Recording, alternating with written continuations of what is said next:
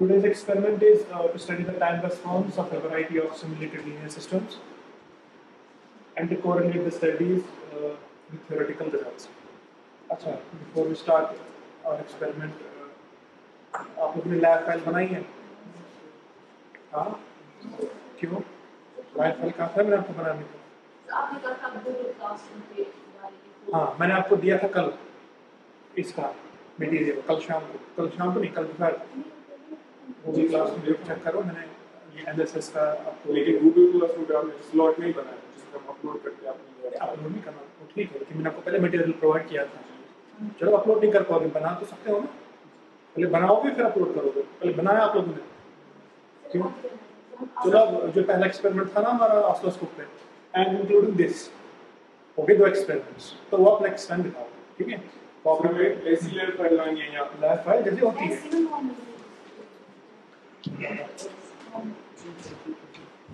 ऐसे जितना बनाते ये वाला है ना इस पे फर्स्ट पेज पे ऐसे एक्सपेरिमेंट्स होने चाहिए अलॉन्ग विद डेट्स और उसका जैसे बनाते हो ये पता नहीं किस लैब की नहीं इसी लैब की है ठीक है आप देख सकते हो बाद में ठीक है इस पे डायग्राम और उस पे जैसा बनाते थे मैं नहीं तो या बनाओगे नेक्स्ट टाइम लाओगे साथ अच्छा और क्या होगा जो नेक्स्ट लैब में बाहर करोगे तो पुरानी लैब का मैं कुछ क्वेश्चन पूछा करूँगा ठीक है जैसे हमने लास्ट ऑसिलोस्कोप्स पढ़ा वो लेक्चर देखा सबने जो आए थे वो तो थे लेकिन जिन्होंने जो एब्सेंट थे मतलब जो जिनके लिए वीडियो बनाया था हमने उन्होंने वो वीडियो देखा था आप लास्ट टाइम आए थे अच्छा आए थे फिजिकली आए थे आप शायद नहीं आए थे वीडियो देखा जी तब से तो हफ्ता हो गया ये बेसिकली जो लैब्स है ना ये कोरिलेटेड है अगर आपने पहले एक्सपेरिमेंट भी देखा है तो सेकंड एक्सपेरिमेंट काफी डिफिकल्ट हो जाएगा मैंने फर्स्ट एक्सपेरिमेंट पूरा एग्जॉस्टिव बनाया था हमने ऑसिलोस्कोप्स पे क्योंकि सारी जो लैब्स हैं इंक्लूडिंग दिस वन ये डिपेंड करता है आप ऑसिलोस्कोप कितना अच्छे से देख सकोगे रीडिंग ले पाओगे दैट्स मोस्ट इम्पोर्टेंट एक्सपेरिमेंट जो पहला है ऑसिलोस्कोप्स पे क्योंकि रीडिंग्स आपको लेनी है if you don't know how to use oscilloscope तो कैसे लोगे तो आई वुड सजेस्ट पहले आप वो वीडियो देखें है ना अगर कोई डिफिकल्टी है तो आप खुद यहाँ आकर ऑसिलोस्कोप ट्राई कर सकते हो ठीक है वो वीडियो सब देखोगे अच्छा मैंने कुछ थ्योरी भी बताई थी last time regarding linear systems first order system second order system वो मैंने रिपीट कर रहा है तो आपने पढ़ा है ना फर्स्ट कोर्स में वो तो बस रिपीट हो गया तो यहाँ पे क्या हो रहा है we are studying the time response ठीक है लीनियर सिस्टम्स हमने दिखाया था लास्ट टाइम तो लीनियर सिस्टम्स का टाइम रिस्पांस जो आपने दिखा है in control system first course वही हम करेंगे for variety of simulated systems you will see this kit in a bit पहले मैं बताता हूँ कि उस किट पे हैं क्या तो जो भी आप जितने भी आप टेस्ट सिस्टम्स लोगे इस लैब में हर एक जैसा देखे हर लैब पे एक ब्लॉक डायग्राम बनी होती है ठीक है जितने भी किट्स आप यूज करोगे हर किट के सामने एक ब्लॉक डायग्राम होगी जस्ट लाइक दिस मैंने बना ली तो इस ब्लॉक डायग्राम को देख के बता सकती हूँ कि इस पे क्या एक्सपेरिमेंट होंगे और क्या डिफरेंट ब्लॉक से क्या मीनिंग्स ठीक है यही ब्लॉक डायग्राम देखोगे बाद में फर्स्ट इज दिस जो मैं ग्रीन से बनाया this is also known as यहाँ पे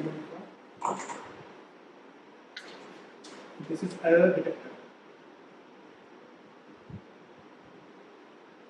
कम गेन ब्लॉक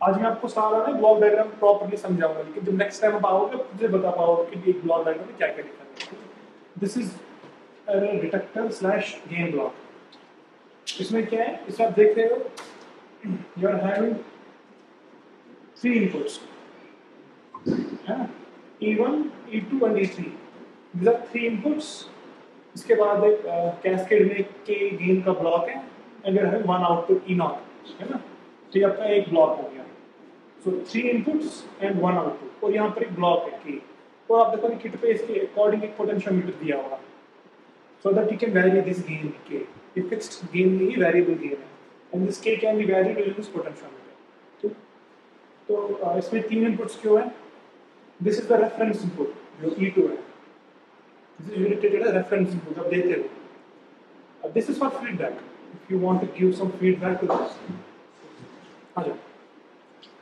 फीडबैक देते हैं तो उसके लिए एक टाइपिंग आएगी ना आउटपुट की, तो वो आप यहाँ से दे सकते हो।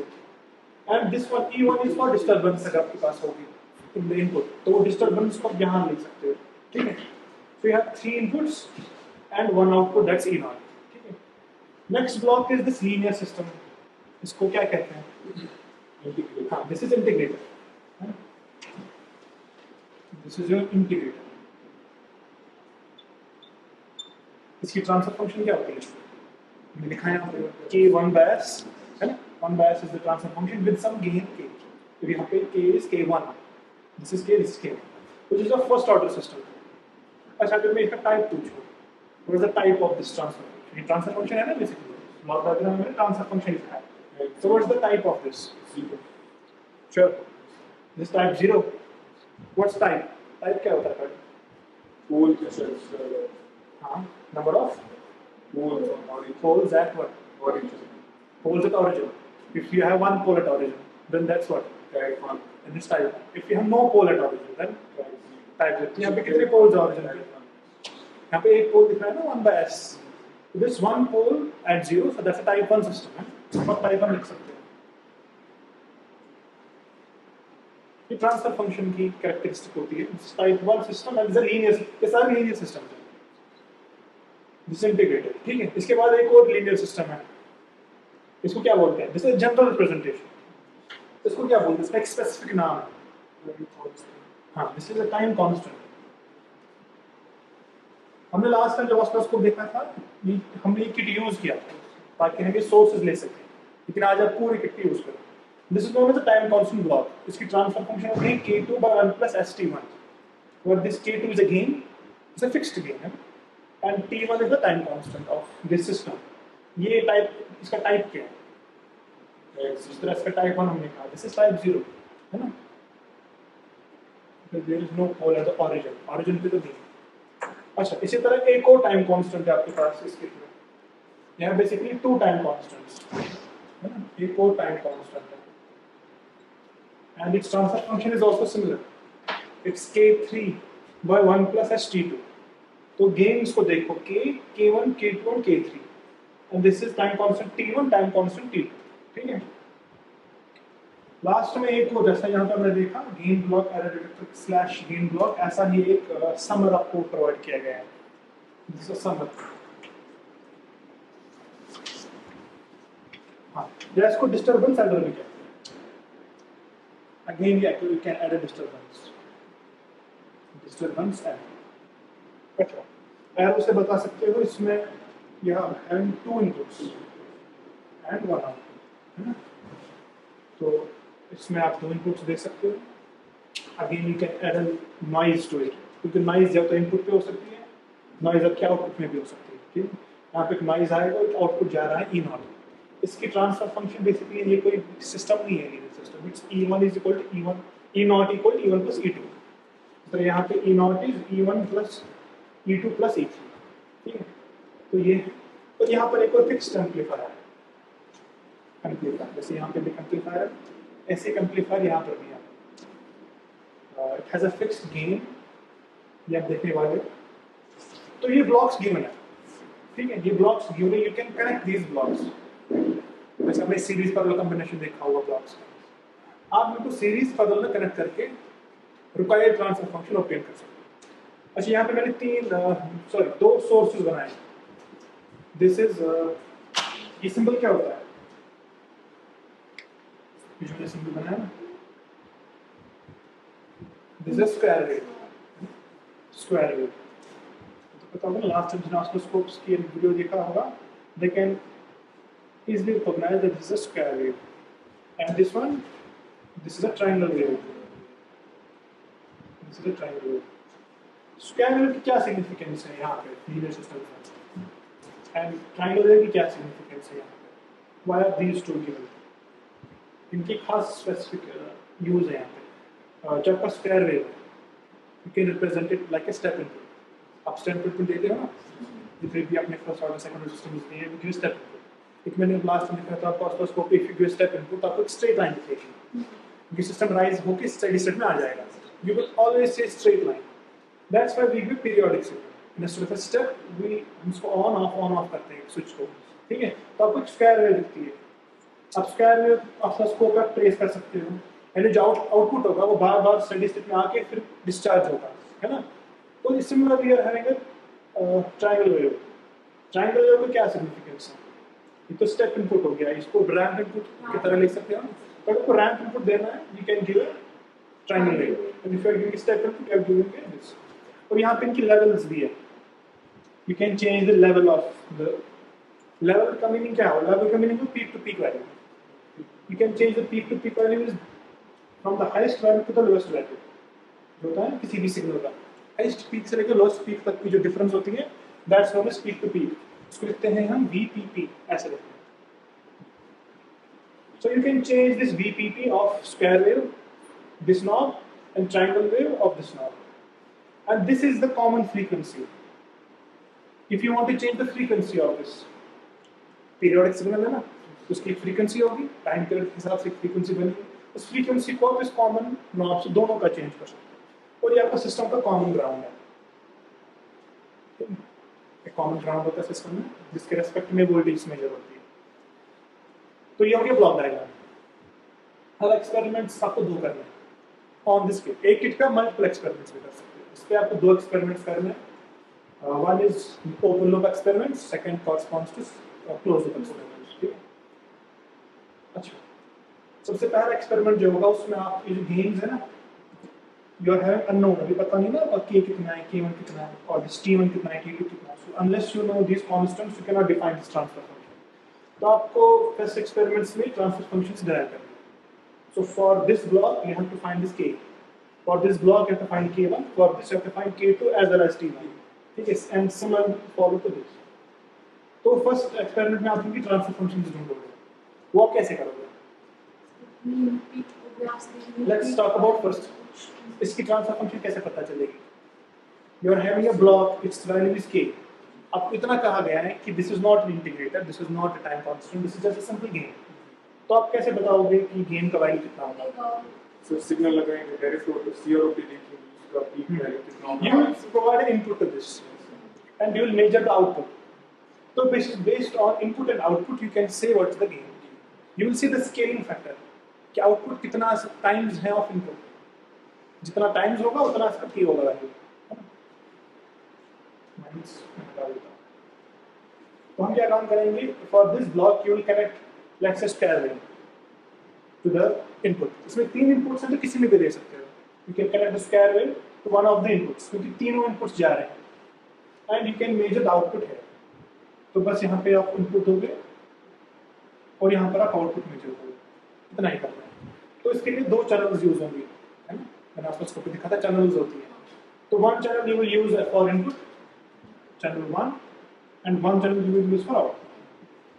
तो क्या काम करोगे? You will apply some voltage to it, मैं बताता हूँ एक्सपेरिमेंट के वक्त कितना वोल्टेज हम देंगे इनपुट पे, and you will measure the output peak to peak, input peak to peak and output peak to peak. Then you will divide your VPP of output और VPP जो हमें देंगे input में, that will be your gain.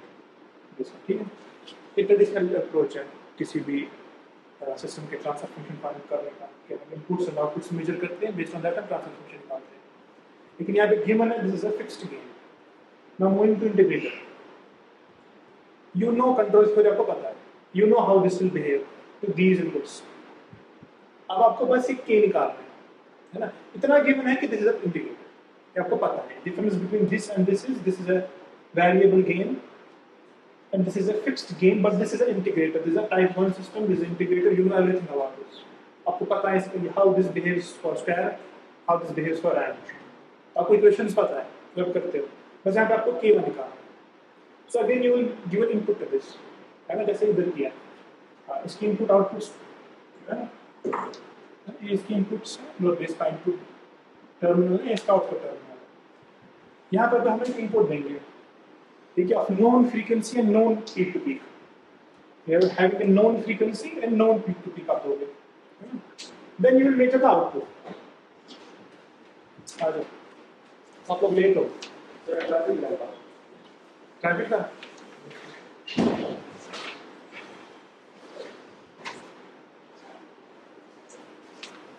बैठो बैठो बैठो जल्दी। अच्छा, इसमें अगर मैं एक स्क्वायर वेव दे दूँ, because since you know control theory, I hope इस पर अगर एक स्क्वायर वेव देंगे, ये क्या देगा? If I connect my square wave to this, ये क्या देगा? आउटपुट पे क्या देगा? Ramp signal. इंटीग्रेटर के इनपुट पे अगर आप एक स्क्वायर वेव देते हो, at the output you get a ramp by. याद रखा है कि यू नो दिस, याद नहीं रखना कि इसका आउटपुट कैसा आएगा। You know the transfer function. What's the advantage of knowing the transfer function? If you know the transfer function of any block, and you know the input, तो आपको इसका लाप्लास पता है, इसका लाप्लास पता है, you can definitely see कि output कैसा होगा in time. Inverse लाप्लास करके you can see कि कैसा होगा, and that is KT, K1T in this case, and you time के साथ राइज करेगा। अब अगर सिग्नल स्विच हो गई नेगेटिव हाफ में, तो आउटपुट भी रिवर्स हो जाएगा, तो वो क्रैम्प सिग्नल बनेगी, है ना। और इसकी जो ट्रांसफर फंक्शन है इसके one,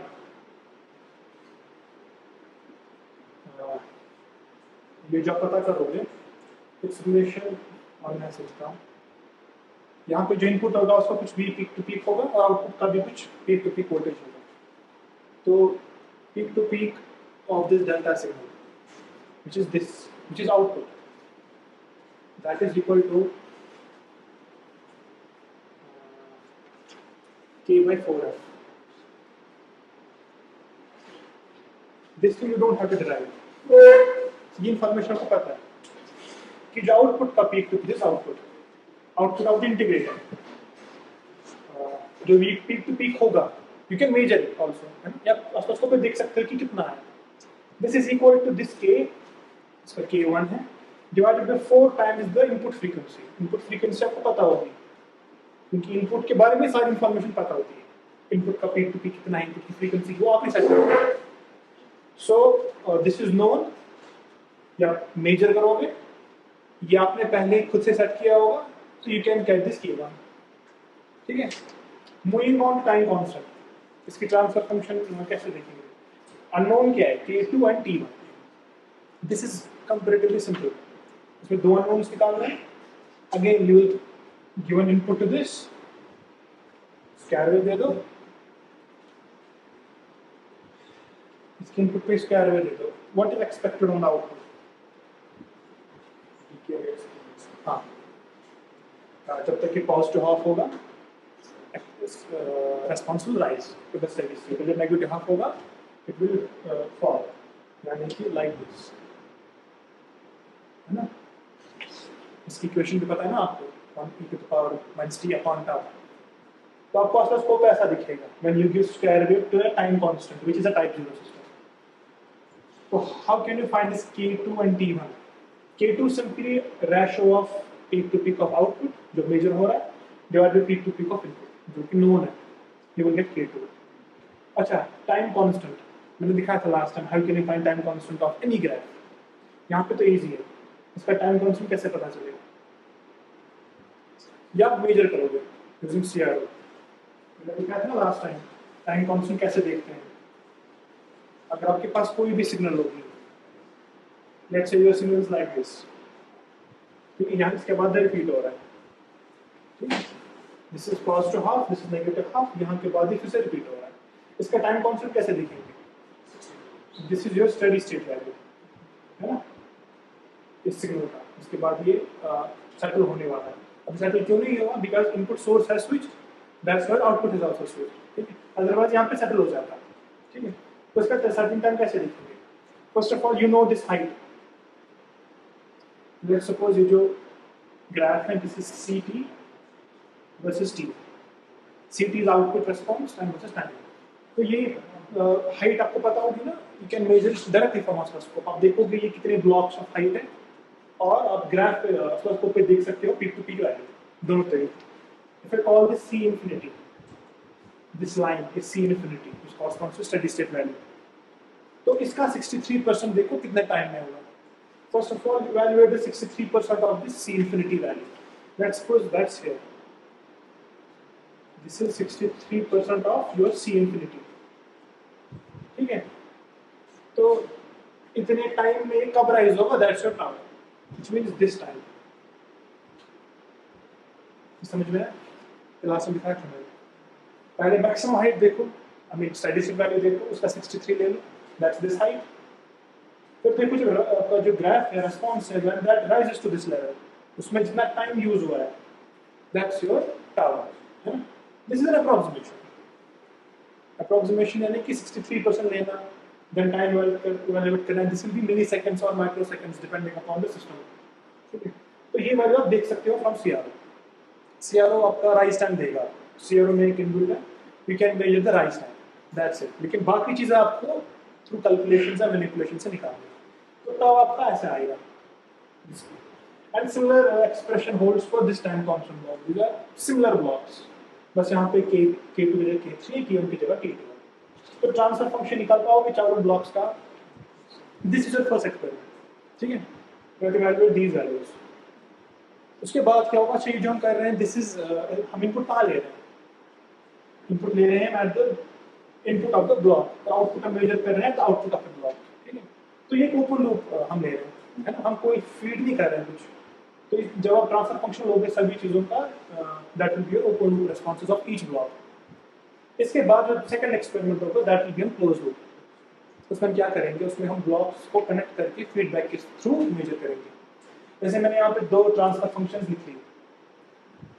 if I give you this transfer function k2 by st plus 1, can you make this transfer function from this using these blocks, है ना? First क्या है k, this is this product with k2 by 1 plus st1। तो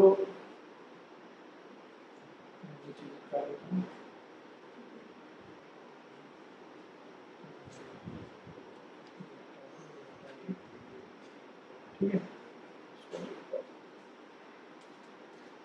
तो what you will do,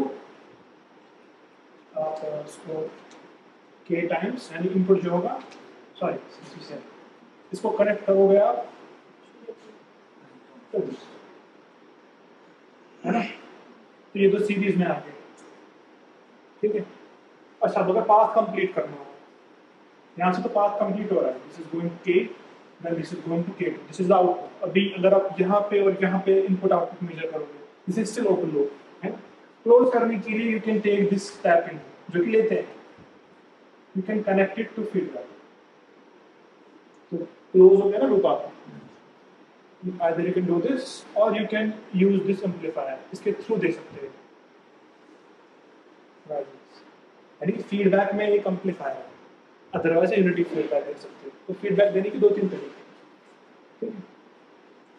तो ये बन गया k2 by 1 plus st1, ठीक है? इफ आई टेल यू ये बनाओ, तो similarly k2 and you can take this. अच्छा, ये दोनों क्लोज लूप में है, but this one, this is a first order system, है ना? This is first, this is second। अच्छा, ये दोनों टाइप 1 है, टाइप 1 है कि टाइप 0 है? Type 0, there is no pole at the origin। This is first order closed loop system type 0, this second order closed loop system type 0। अगर मैं बताऊं आपको एक क्लोज लूप बनाओ second order but type 1, type 1 से ये meaning हुआ कि one pole at the origin होना चाहिए, उसका मीनिंग हुआ इंटीग्रेटर होना चाहिए सिस्टम में। तो इंटीग्रेटर को टाइम कांस्टेंट देख लेना है, that will make it second order system. एक इंटीग्रेटर और दोनों में से कोई भी एक टाइम कांस्टेंट ले लो, that will make it second order type 1 system. अच्छा, मैक्सिमम इस पे जिसमें लास्ट में दिखाया था, you can make it 3 order system. If you connect all of them in series, the transfer function that you will get is what, k, k1, k2, k3 upon s into s t1 plus 1 s t2 plus 1, है ना? ये सारा series में आ जाएगा। तो this will be a 4 order system, and depending कि आप ओपन में ले रहे हो कि क्लोज में ले रहे हो, वो डिपेंड करेगा कि आप पाथ दे रहे हो कि नहीं, अदरवाइज यू कैन डू। तो इस किट का आपको सारी फंक्शनैलिटी समझ में आई, how you can make open loop, how you can make close loop, how you can make first order, how you can make second order, how you can make type 0, how you can make type 1, है ना? तो दो experiments करने हैं। पहला है transfer function of each block, हमने step by step बताया ईच ब्लॉक का कैसे पता होगा। सिर्फ यहाँ पे टाइम कांस्टेंट मेजर करना है, यहाँ पे दो गेन्स हैं। और दूसरा एक्सपेरिमेंट है, you have to make these two transfer functions from this. और ट्रांसफर फंक्शन बनाने के बाद क्या करना है, ये मैं रख कर देता हूँ क्योंकि अब आप देखोगे इस पर प्रैक्टिकली करके। You just make this table. Sir अगर हम इंटीग्रेट टर्मिनल रिवर्स करेंगे तो ये इंटीग्रेट रहेगा या डिफरेंशिएटर बनेगा? और क्या कह रहे हो अगर आप? सर जहाँ पे हमने अभी आउटपुट लिया ना इंटीग्रेटर पे, हाँ वहाँ पे हम इनपुट देंगे और दूसरे साइड से आउटपुट का टर्मिनल करने के लिए हाँ कर सकते हैं। ये इंटीग्रेट रहेगा या डिफरेंशिएटर बन जाएगा? इंटीग्रेटर होता क्या है बेसिकली? इंटीग्रेटर तो हम बोलते हैं कैपेसिटर होता है सर, कैपेसिटर इंटीग्रेट कर सकता है। Operational amplifier. हाँ ऑपरेशनल होता है। तो बेसिकली ऑपरेशनल एम्पलीफायर को आप रिवर्स कर सकते हो, ये आपका क्वेश्चन है। क्योंकि कुछ इंटीग्रेटर की टर्म उसको मैं रिवर्स कर लेता हूँ। सर मैं पूरा सेटअप में रिवर्स हो सकता है? विल से मैं करके देखते हैं, क्योंकि जब ट्रांसफर फंक्शन देनी है तब आपको इनपुट आउटपुट देने हैं ना। यू रिवर्स द टर्मिनल्स, आप इनपुट दे दो, आउटपुट मेजर करो और देखो कि ऑपरेशन एम्पलीफायर जो होगा whether it allows reverse voltage. If it allows तो कुछ प्लॉट तो आएगा। अच्छा एक टेबल बना हुआ K T okay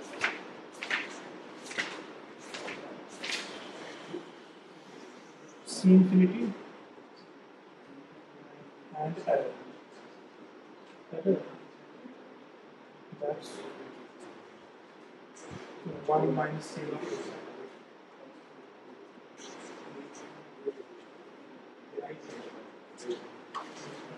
This will be for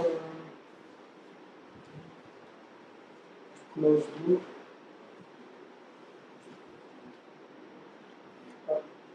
Mention किया हुआ है. This is for CL1. अच्छा जो मैंने आपको ये ब्लॉक डायग्राम दिखाई, इसमें एक ही वेरिएबल गेन है जो पहला था, बाकी फिक्स्ड गेन है। तो you will make this CL1 K2 by ST plus 1 where this K is variable, this K2 is fixed। तो इस K को वैरी कर सकते हैं, है ना? तो ट्रांसफर फंक्शन का गेन वैरी हो जाएगा and you have to make this table for varying K। ये K is this K, ठीक है? You will vary this K and transfer function में क्या ज्ञान होगा? T change होगा when you change the gain of a transfer function, especially this transfer function। तो आप देखोगे कि what happened, this is your time constant in milliseconds, ठीक है? यहाँ किसी the effect of time constant क्या हुआ? यहाँ किसी the effect of C infinity क्या है? C infinity is basically what? Peak to peak value output का। This is also your VPP of the output, and this is your error, which is 1 minus this C infinity, or sometimes you can write K times, where K is the peak to peak of the input। मतलब input से कितना difference है output का, that's your error, है ना? क्योंकि आपको पता है इस ट्रांसफर फंक्शन का रेस्पॉन्स कैसा आएगा। If I give this kind of signal तो आपको पता है कि इसका रेस्पॉन्स ऐसा आएगा, है ना?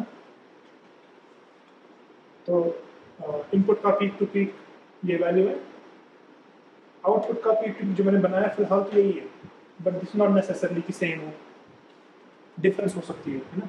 लेट्स सपोज चैनल 1 पे it's 500 millivolts this block, and channel 2 पे दिस इज 200 मिलीवोल्ट्स। तो ऑसिलोस्कोप पे तो आपको दिखेगा कि शेप तो सेम है, हाइट भी सेम है, लेकिन divisions for each channel is different. That doesn't mean कि peak to peak is same, तो मेजर करना। तो जब की वैरी होगा time constant will vary, your C infinity the height of output that will vary, and similarly when the height will vary the error will vary। error is the difference between input and output। अच्छा क्या होगा without doing experiment, because हम studying the theoretical results, control systems में एक advantage है कि पहले ही predict कर सकते हो क्या होगा, वही हम कर रहे हैं using experiments के through verify। what will happen if you increase this? Let's suppose this is we are increasing this is an increasing direction, we are increasing the gain, you are taking bunch of values and you are increasing the gain। what should happen to time constants? का trend क्या होगा? what should happen to this, what should happen to this? अगर किसी system का gain increase करते हैं, what happens to the system, and this system is known, this is a first order system. आपको first order के बारे में सब कुछ पता है, आपको इसकी इक्वेशन भी पता है फॉर स्टेप इनपुट। तो what happens if you increase k, what happens, system fast हो जाता है कि स्लो हो जाता है? If you increase the gain of the system, कितनी पढ़ा है? अगर नहीं पता, you can infer it from the equation. Equation क्या है इसकी टाइम के साथ? k into 1 minus e to power t into tau। तो k अननोन है, k को बढ़ाओ, क्या होगा? What will happen to time constant? System fast हो जाएगा, है ना? जब गेन बढ़ाओगे सिस्टम इतना फास्ट है। फास्टर का मीनिंग क्या होगा in terms of time constant? कम हो जाएगा। So in this direction this should decrease, है ना? इसका वैल्यू कम होना चाहिए, सिस्टम फास्ट हो रहा है। अच्छा, सी इन्फिनिटी, हाँ, this will increase in this direction, this should increase and error should decrease। यानी जितना गेन बढ़ाओगे, अब यहाँ पे लिमिट है गेन बढ़ाने का, इनफिनिट गेन नहीं बढ़ा सकते। जो लिमिट है, लिमिटेशन के हिसाब से जितना गेन बढ़ाओगे, एरर कहाँ है कांस्टेंट? एरर क्या है? पहले देखो एरर है क्या? Error the difference between input and output. अगर आपका सी इन्फिनिटी बढ़ रहा है तो आपका एरर कम होगा। जितना k बड़ा होगी, your output will match to input. क्या देखोगे करके, आपका ये जो है ना, ये एक्सपोनेंशियल राइज, ये फास्ट होता जाएगा। दिस विल, आपको ये लगेगा कि ये स्क्वायर भी बन रहा है जितना गेन बढ़ा रहे हो। This exponential rise and fall, this is becoming a square. क्यों बनेगा स्क्वायर? क्योंकि जो आपका एक्सपोनेंशियल राइज है ना, if this is for a particular k, अगर आप इसी सिस्टम में k बढ़ाओगे, it will behave like this.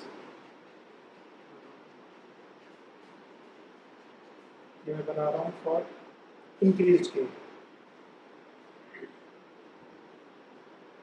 ऐसा देखिएगा। डैश लाइन जो है दैट फॉर इंक्रीज के, तो टाउ कम हो गया ना सिस्टम में।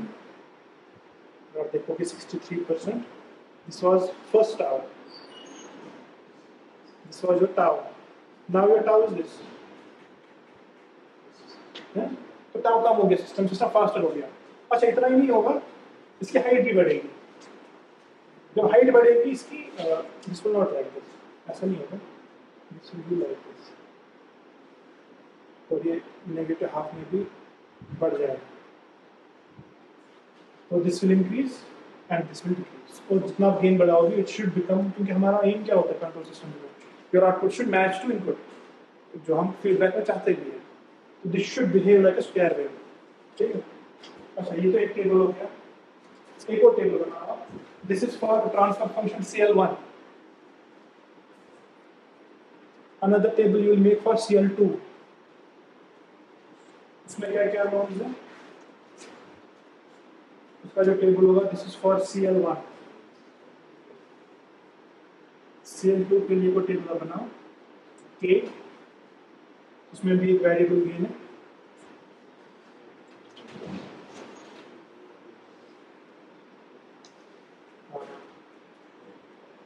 empty, tr, tp, ts, zeta and omega. ये सारे टर्म्स आपको पता होनी चाहिए क्या है। CL2 से सेकंड ऑर्डर सिस्टम है ना, सेकंड ऑर्डर टाइप 0। तो इसमें जब भी k वैरी होगा, दिस k, तो what will be the effect of maximum overshoot, rise time, peak time?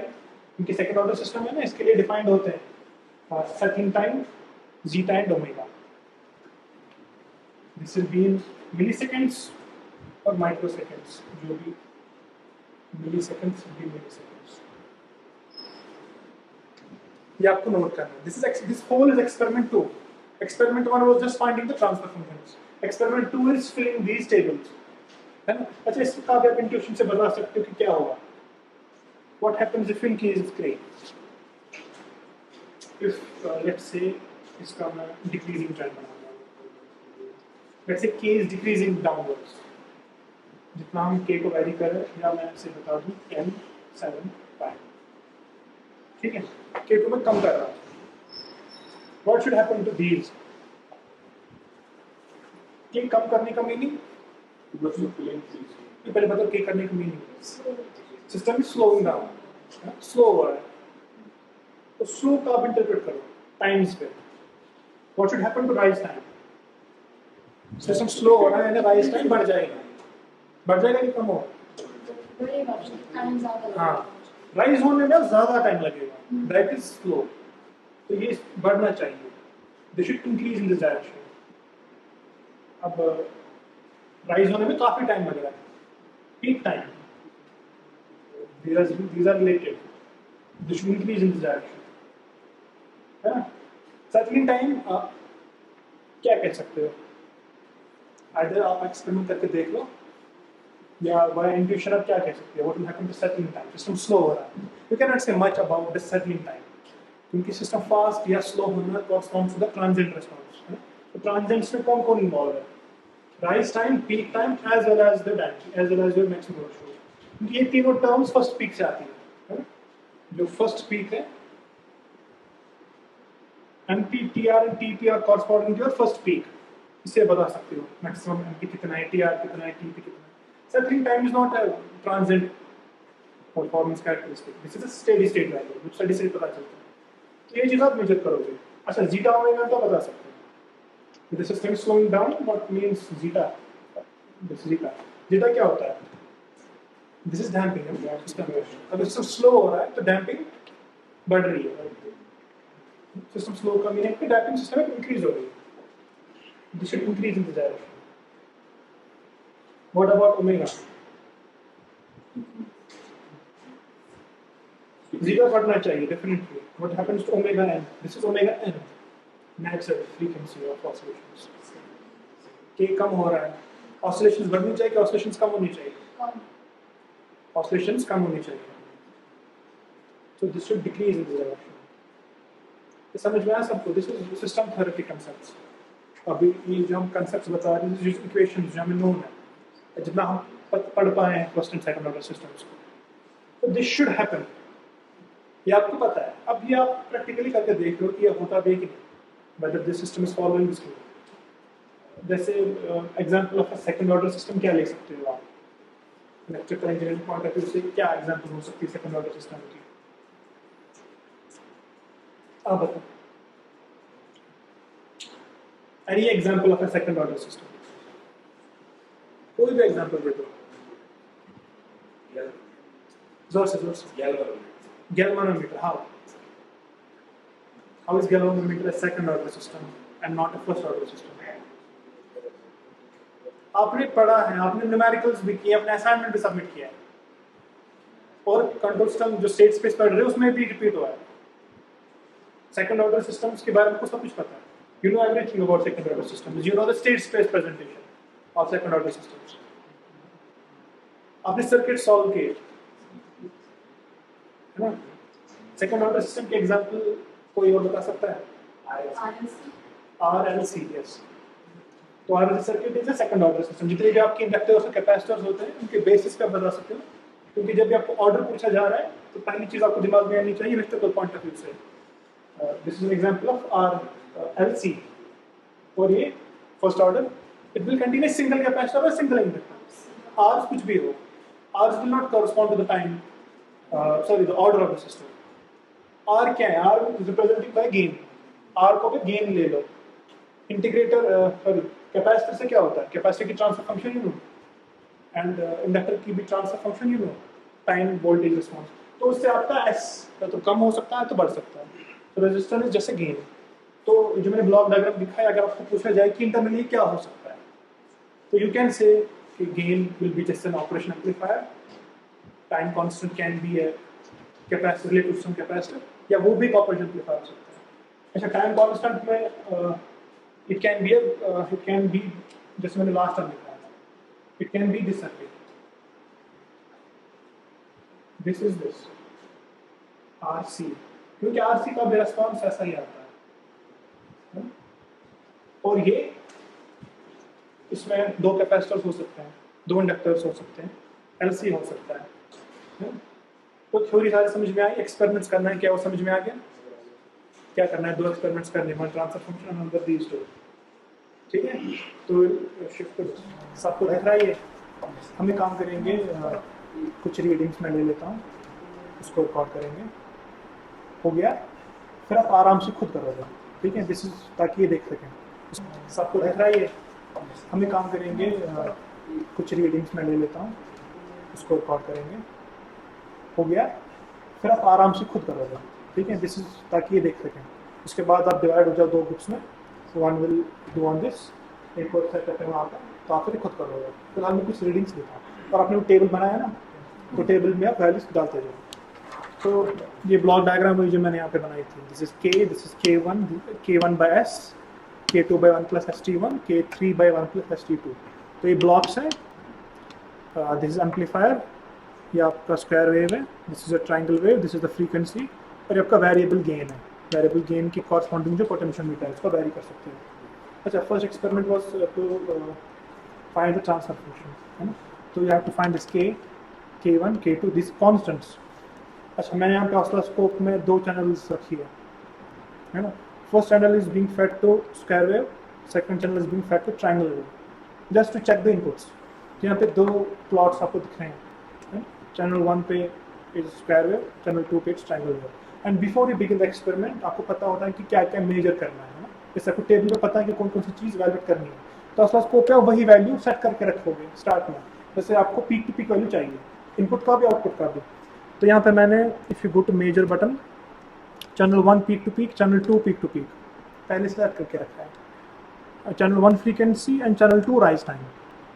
Rise time आपको ऑसिलोस्कोप स्ट्रेट अवे देगा, लेकिन बाकी चीज़ें पीक टाइम वगैरह आपको खुद वैल्यूएट करनी है। तो क्या करना है हमें? सबसे पहले you have to evaluate the transfer function, let's say this gain. तो जो इनपुट है, इनपुट को आप कनेक्ट करोगे to the input of this gain, जिसकी ट्रांसफर फंक्शन निकालनी है, ठीक है? एंड मेजर में आप देख रहे हो अभी चैनल 1, यानी दिस, इसका peak to peak is 1 volt. इसको आपको अप्लाई करना है, you don't have to apply 1 volt, you will apply 100 milli volts. इसको मैं कम कर रहा हूँ। अच्छा, मैनुअल मैंने आपको ऑलरेडी सेंड किया हुआ है, ठीक है? हाँ, गूगल क्लास में मैनुअल ऑलरेडी दिया, इसमें स्टेप्स लिखे हैं, डायग्राम भी है, थ्योरी भी है, ठीक है? और उसमें कुछ रिजल्ट्स हैं, नॉमिनल रिजल्ट्स, वो फॉलो होने चाहिए, ठीक है? तो पहला जो है this error detector cum gain, इसमें आप इनपुट दोगे 100 मिली वोल्ट, और वो मैंने यहाँ पे दिया हुआ है 100 milli volt. Set this gain, sorry gain नहीं, इनपुट का वैल्यू, क्योंकि ट्रांसफर फंक्शन के इवैल्यूएट करने से पहले यू शुड नो कि आप क्या इनपुट दे रहे हो। We are giving an input of 100 milli volts, और इनपुट की फ्रीक्वेंसी क्या है? इट्स फ्रीक्वेंसी इज 6 किलोहर्ट्ज, ये ज़्यादा है। 100 stable integer, this is milli volts basically. तो मिली वोल्ट्स में अगर आप इतनी डिफरेंस देख रहे हो, वोल्ट्स में वो उतनी डिफरेंस नहीं होगी ना। तो ये परसेंटेज अगर आप निकालोगे ऑफ एरर इन वोल्ट्स, तो एक बहुत कम है, क्योंकि मिली वोल्ट्स की बात हो रही है। अच्छा, उसका बढ़ा सकते हो।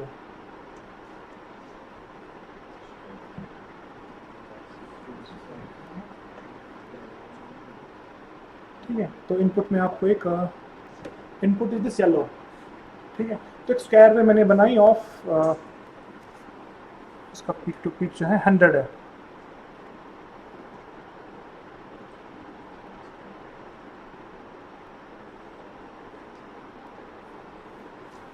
ठीक है? ये मैंने आपको लास्ट टाइम दिखाया था, volts per division of channel 1, volts per division of channel 2, and this is time per division of both the channels, ठीक है? इससे आप क्या करते हो, इससे आप you can zoom in zoom out, और उसमें टाइम में आप टाइम में जूम इन जूम आउट कर सकते हो। And these knobs, small knobs are to change the position if you want to move it up and down screen पे। तो this is for channel 1, this is for channel 2, this is for time. Time का एक ही होगा, है ना? Time दोनों channels के लिए कॉमन है। अच्छा, 100 मिली वोल्ट का आपने इनपुट दे दिया, और आउटपुट जो है, आउटपुट में ले रहा हूँ चैनल 2 में, वो हम मेजर करेंगे अक्रॉस दिस। यहाँ पे इनपुट है, यहाँ पे आउटपुट है, और इनपुट क्या दिया है हमने? 100 milli volt peak to peak, यानी वो 100 मिली वोल्ट से ऑसिलेट हो रहा है, हाई में लो में। अच्छा, गेन इज वेरिएबल, तो यहाँ पे मैं जो ट्रांसफर फंक्शन ले रहा हूँ, दैट में ले रहा हूँ for maximum gain. Maximum gain जो है इस ब्लॉक का, दैट्स 10। मैक्सिमम वैल्यू पे जा रहा हूँ, ठीक है, या ट्रांसफर फंक्शन के पास आपको पता नहीं होती है व्हाट्स द ट्रांसफर फंक्शन, तो मैं मैक्सिमम जो अवेलेबल है मैं उस पर सेट करके ले रहा हूँ, इनपुट मैंने अप्लाई किया और आउटपुट आई एम मेजरिंग। अच्छा 8.4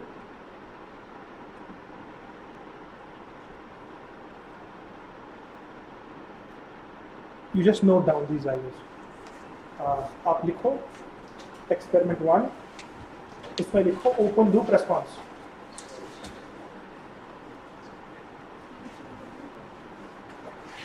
नोटबुक साथ में लानी है नेक्स्ट टाइम। ले लो अगर बैग में है ले लो, तो बैग में रखा हुआ है तो ले लो। नोटबुक से कैलकुलेटर सब नेक्स्ट टाइम लाओगे, ठीक है, नोटबुक्स भी कैलकुलेटर, क्योंकि लॉन यूज करना है ना, तो लॉन ऑफ समथिंग तो कोई कैलकुलेटर नहीं। अच्छा ओपन लूप रेस्पॉन्स लिखो आप, this is experiment 1 which is open loop response. तो उसके अंदर आप फर्स्ट हेडिंग बनाओ error detector cum variable gain, error detector cum variable gain. अच्छा इसमें आप लिखो input applied, input applied equal to 100 millivolt peak to peak, input applied equal to 1 volt, नहीं 1 वोल्ट नहीं 100 millivolt, 100 millivolts peak to peak, and write output measured. Output is little bit oscillating, 840 कभी 860, 840 output is 840 millivolt. Wait a second.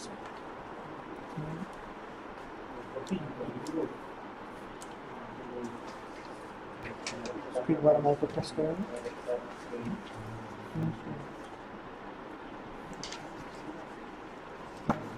Go to major, हाँ अब सही है।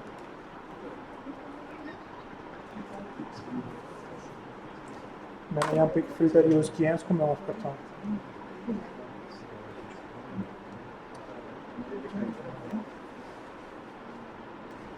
आपको 100 मिलीवोल्ट्स peak to peak लेना है।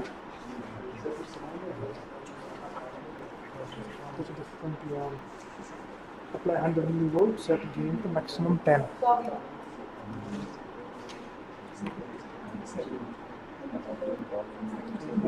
हाँ ये आ रहा है 640, तो मेजर लिखो आप आउटपुट, आउटपुट का peak to peak that 640, 640 millivolts blue में, ये दिस वन। सर इसकी गेन हाँ क्या क्या, हाँ ये वैल्यू लिखी है। This is your input 100 millivolts, this is your output 640 millivolts, दोनों वैल्यूज हाँ ये फ्लक्चुएट होगा। यू कैन टेक एवरेज, अगर फ्लक्चुएट आपके दो लिमिट्स में हो रहा है तो यू टेक द एवरेज। अगर फिक्स हुआ इसका गेन 10 था, वो क्यों नहीं 10 टाइम्स नहीं, ये 10 गेन नहीं है, ये बेसिकली 10 टर्न पोटेंशियोमीटर, यानी इसके टर्न्स 10 होते हैं मैक्सिमम पोटेंशियोमीटर के। You don't know the gain, gain आपको यहाँ से पता चलेगा, ठीक है। तो दिस 10 डजंट मीन कि आप 10 का गेन दे रहे हो, गेन तो आपको पता करना है। गेन आपको आ जाएगा from output, ratio of output to input. कितना आ रहा है 6.4 mention 6.4 is the transfer function, that 6.4। इसका तो सिंपल है। Will move to integrator, similar steps करेंगे। इंटीग्रेटर में mention next integrator block, input जो हम देंगे that's 1 volt peak to peak instead of 100, अभी 100 दिया था ना, विल गिव 1। तो उसके लिए मैं क्या काम करूंगा, first I will set my input to 1, ये मैं 1 वोल्ट लूँगा peak to peak, like increasing the input।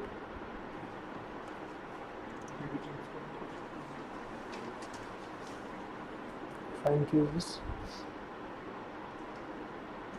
1 volt peak to peak, ठीक है, हाँ अराउंड 1, ठीक है। तो इनपुट आप तैयार करोगे 1 volt peak to peak, and frequency भी आप नोट करोगे। Frequency of the input, frequency of input मैंने लिया है 60 hertz. So before you know the transfer function you should know input क्या हम दे रहे हैं। इनपुट हम दे रहे हैं 1 वोल्ट पीक टू पीक, और फ्रीक्वेंसी हम दे रहे हैं अराउंड 60 हर्ट्ज, ठीक है। ये इनपुट हम इंजेक्ट कर रहे हैं तो इंटीग्रेटर, तो अभी मैंने इंजेक्ट नहीं किया। This is your input terminal, this is your output terminal. तो मैं निकाल के input is going to integrator, output is going to output of integrator. ठीक है, मैंने बस यहाँ इनपुट आउटपुट्स निकाल के यहाँ दे दिए। इनपुट मैंने सर्च किया था 1 वोल्ट। ठीक है, तो यहाँ से कैन प्रेस दिस ऑटो, मैंने कहा था जब आप चेंज लॉग सर्किट में just press this auto and just wait. Can go to measure, तो एक रैम्प सिग्नल दिख रही है ना जो कि एक्सपेक्टेड है इंटीग्रेटर के केस में आना भी चाहिए। अच्छा, यहाँ तो इसमें एक वेरिएबल जो है दैट्स K1 है ना, K1 उसका मैंने बताया था आपको relation. This is not ratio of input output. मैंने दिखाया था आपको कि how do you find this K of for integrator. K is equal to क्या लिखा था मैंने, I will tell you again, 4 times 3. हाँ 4 times something was K was नहीं, V peak to peak was equal to K1 V peak to peak is equal to K by 4F. V peak to peak of output equal to K by 4F. Why K is the unknown here and F is the input frequency जो कि 60 Hz है। तो V peak to peak of output कितना है? Around 70 millivolts. 70 millivolts. तो evaluate करो what should be K. 70 equal to K divided by 4 into 60. 70 millivolts, हाँ units का ध्यान रखना, 70 millivolts and frequency is in hertz. कितना आ रहा है K of integrator? K1 calculator एक ले लो, उस पर लिखो 16.8। तो what's the transfer function of integrator? 16.8 whatever divided by s. As simple as that. बस इनपुट आउटपुट आप नोन ले रहे और दे रहे, नोन की टाइम कांस्टेंट। ठीक है, मेंशन टाइम कांस्टेंट ब्लॉक,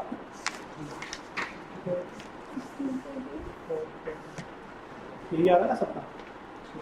ठीक है, टाइम कांस्टेंट में भी you will mention input as 100 millivolts. Time constant block लिखो नेक्स्ट, और उसका भी आप इनपुट ले लो 100 मिलीवोल्ट्स। फॉर्मूला लिखो, मैं रिपीट करता हूँ। Formula is V peak to peak of output equal to K by 4F, where F is the supply frequency and K is the unknown, the transfer K1 है।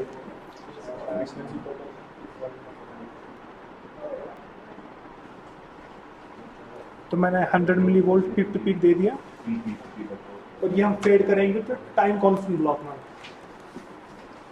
तो ये इनपुट हम देंगे टाइम कांस्टेंट पे और output major करेंगे across time constant, है ना। बस मैंने वही टर्मिनल आगे बढ़ा दिए, और इस बार जो इनपुट है दैट्स 100 मिलीवोल्ट्स।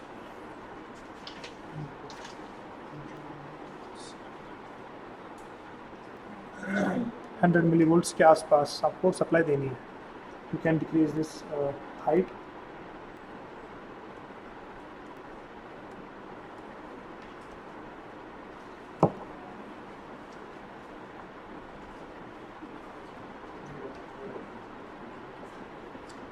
अच्छा, ये भी एक्सपेक्टेड है, टाइम कांस्टेंट का जो आउटपुट रिस्पॉन्स आएगा जिसमें लिखा है एक्सपोनेंशियल राइज एंड फॉल, तो वही आपको दिख रहा है।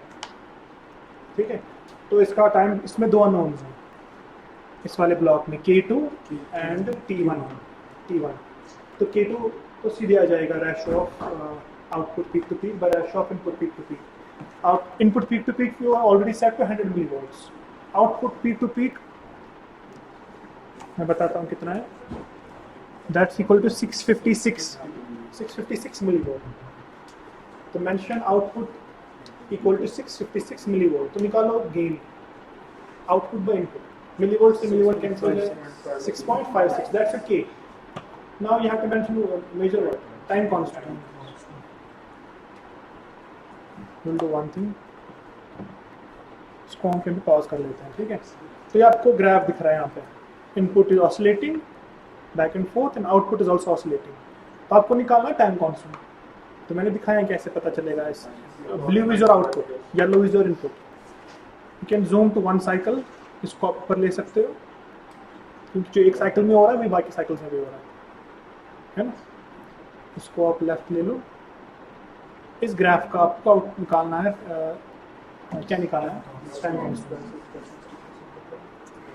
इसको मैं लेफ्ट ले रहा हूँ, हाँ, yellow is your input signal and blue is your output signal.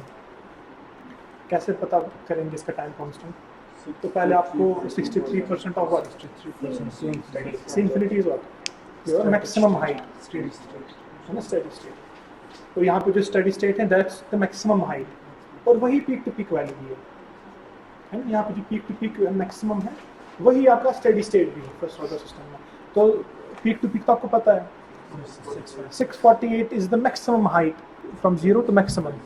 इसका 63 ले लो, करो evaluate 0.63 into 648 millivolts. Directly नहीं देख सकते। हाँ, आप डायरेक्टली भी देख सकते हो। क्या मतलब देख सकते हो? 63% कितना है?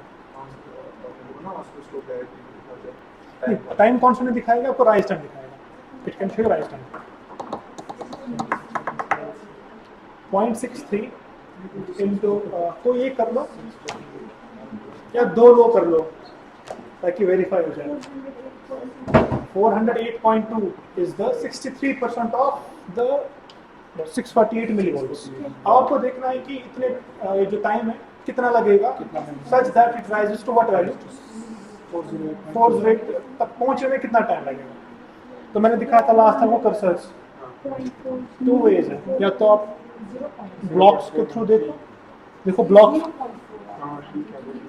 कितना है 430 मिलीवोल्ट। अच्छा इसलिए हाँ ठीक है आप मिली वोल्ट्स में बता रहे हैं, है ना। तो कितना आ रहा है ये 63% कितना आ रहा है 4.0 वोल्ट्स। नहीं वोल्ट्स नहीं होगा, वोल्ट्स कैसे होगा? 438 मिलीवोल्ट से मिलीवोल्ट्स 0.41 हाँ 0 पॉइंट होगा, 0 पॉइंट हो सकता है।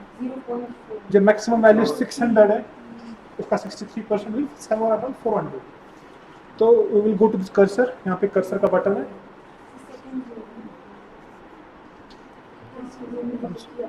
कर्सर को ऑन करते हैं and you can go to time. This is your first cursor, this is your second cursor. दिख रहे हैं ना 2 बार्स हैं ब्लू कलर के, ये आप देखोगे अच्छे से बाद में। तो इसको आप यहाँ पे फर्स्ट कर्सर को यहाँ पे सेट करोगे, this is your first cursor. और सेकंड कर्सर को आप कहाँ पे, आपको कितना टाइम देखना है, कितना टाइम स्पैन देखना है? 413 मिलीवोल्ट फर्स्ट कर्सर। नहीं है ना जरूरत ये हाँ ठीक है। बेसिकली आपको ऑसिलोस्कोप को स्ट्रेट से देखना होता है जब रीडिंग नहीं होती है, ठीक है। तो यहाँ पे जब अभी वैरी कर रहे हैं ना, फर्स्ट आपने फिक्स कर लिया, जब आप दूसरे को वैरी करोगे सेकंड कर्सर को, यहाँ पे आपको 2 रीडिंग्स कंटिन्यूसली चेंज होंगी। One is the delta in milliseconds, यानी कि इन 2 कर्सर्स के बीच का टाइम, और वहीं पर आपको उसकी फ्रीक्वेंसी भी 1 by of that inverse of that, ठीक है। तो आपको कितना जाना है, कितना 400 वाट 413 मिलीवोल्ट। अच्छा 430 मिलीवोल्ट्स। 30 आप बता सकती हो वो कितने ब्लॉक्स में स्पैन होगा दैट हाइट?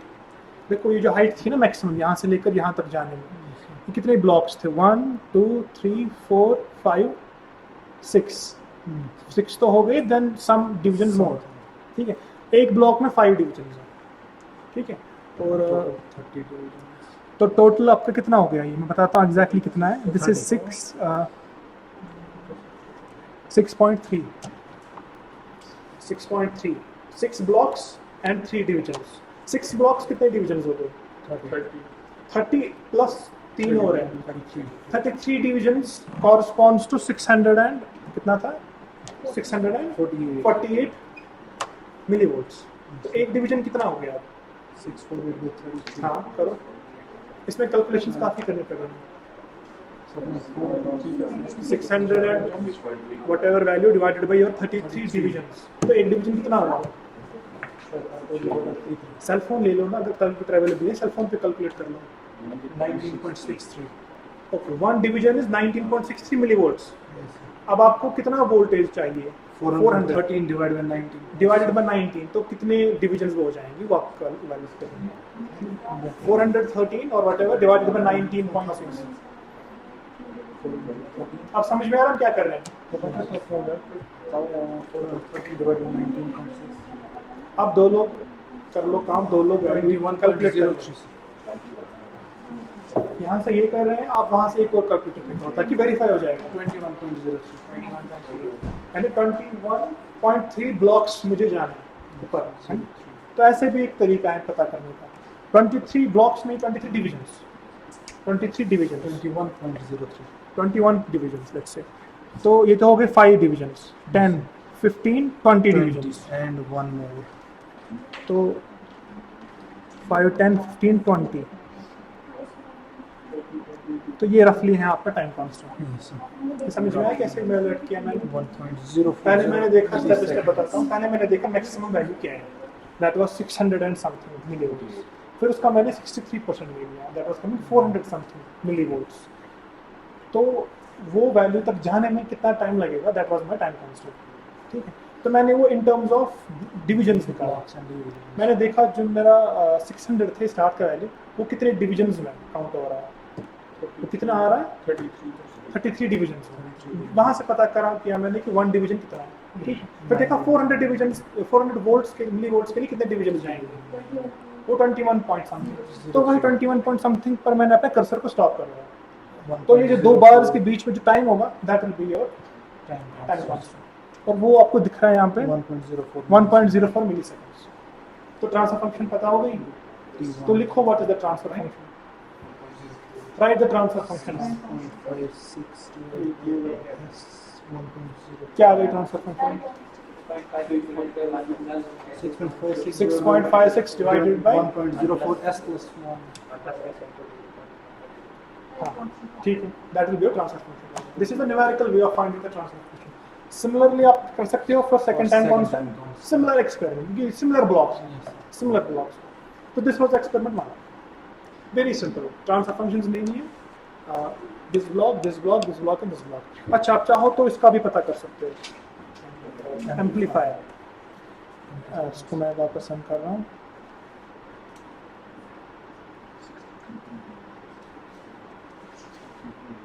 ये जो मैंने इनपुट बनाया था measure, go to measure, my input was 100 millivolts roughly. So the input output pair I will change to this. I will give the input to this and output to this. Input is 120 millivolts, output is also 120. So it's a gain of 1. ठीक है, जो input है वही output आ रहा है। इसका meaning क्या है, जैसे गेन ऑफ यूनिटी गेन। 120, 140, 112. तो अगर 1 नहीं होगा 0.9 होगा, 0.8 होगा, close to 1, close to unity gain, ठीक है। तो this is how you find the transfer function of any block box, black box कहते हैं इसको, ठीक है। Move to second experiment. Second experiment क्या था? Second experiment mention close loop.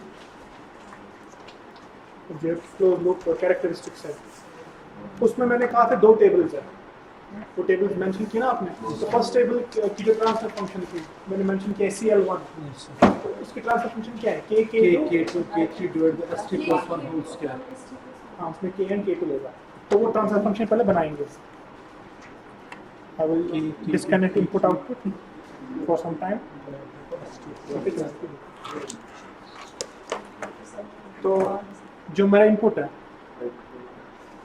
This is my input wire, this will go to reference, Reference input. then I have to go to K2. this K, आपको ध्यान से देखना है कि किसे connect करना है। K2 multiply two Time K2, constant first. ठीक है। यहाँ से गेन से सीधे K2, इंटीग्रेटर स्किप हो गया।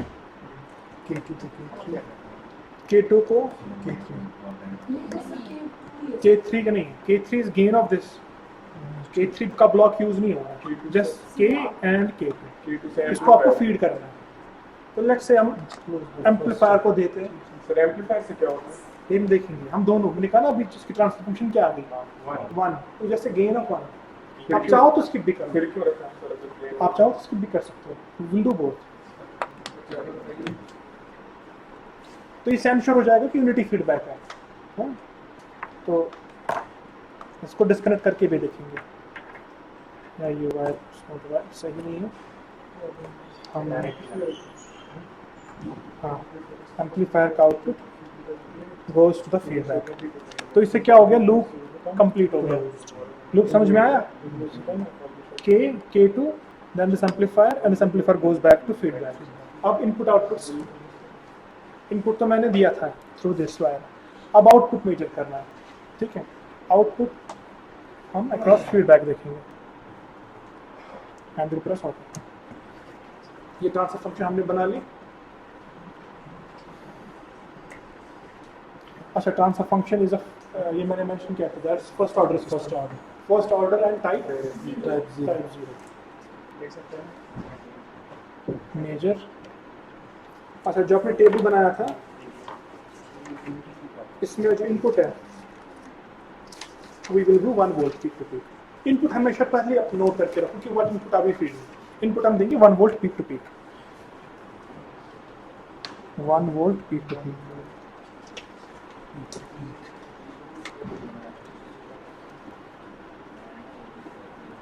So this is roughly 1 volt peak to peak.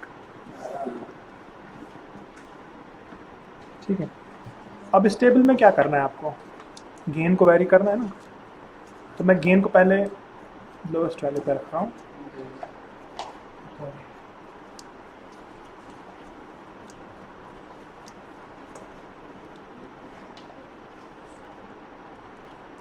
This is your input, बड़ा करते हैं टाइम में भी, and this is your output.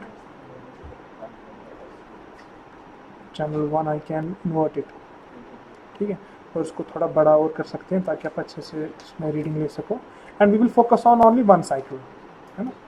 तो एक साइकिल पे फोकस करते हैं, बाकी तो सिमिलर है। टाइम में इसको ले लो। So this is your rising edge of the input and this is your rising edge of the output. ठीक है, मैंने इस पर फोकस करवाया पूरे ग्राफ को। तो आपको क्या लेना है इसके टेबल में, you have to first vary the first column which is your gain. आप एक काम करोगे, आप इंक्रीज करते जाएंगे गेन को। तो पहला वैल्यू जो मैंने की का लिया है, 0 तो लेंगे नहीं, उसका कोई मीनिंग नहीं है। Let's say we take 0.02, this is your रफली 0.02, ठीक है।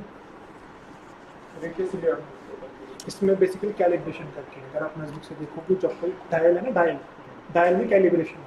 लेकिन वो उस पे स्क्रीन पे मत दिखेगा, नहीं, स्क्रीन पे नहीं दिखेगा, यहाँ पे कैलिब्रेटेड करके है ना। And you have a pointer, मानो एक डिस्क है, डिस्क में कैलिब्रेटेड है और एक पॉइंटर है। तो when you match some disc पे पॉइंटर, आपको पता होगा कि आप कितना वैल्यू ले रहे हो। यहाँ पे लिखा है 10, 20, 30, 40 एंड मैक्सिमम मिल जाता है 10 तक। तो 1 term means 1, second term means second. अब मैंने 2 डिविजन रखे हैं, 2 डिविजन रखे 0.02 वैल्यू ऑफ दिस गेन, ठीक है।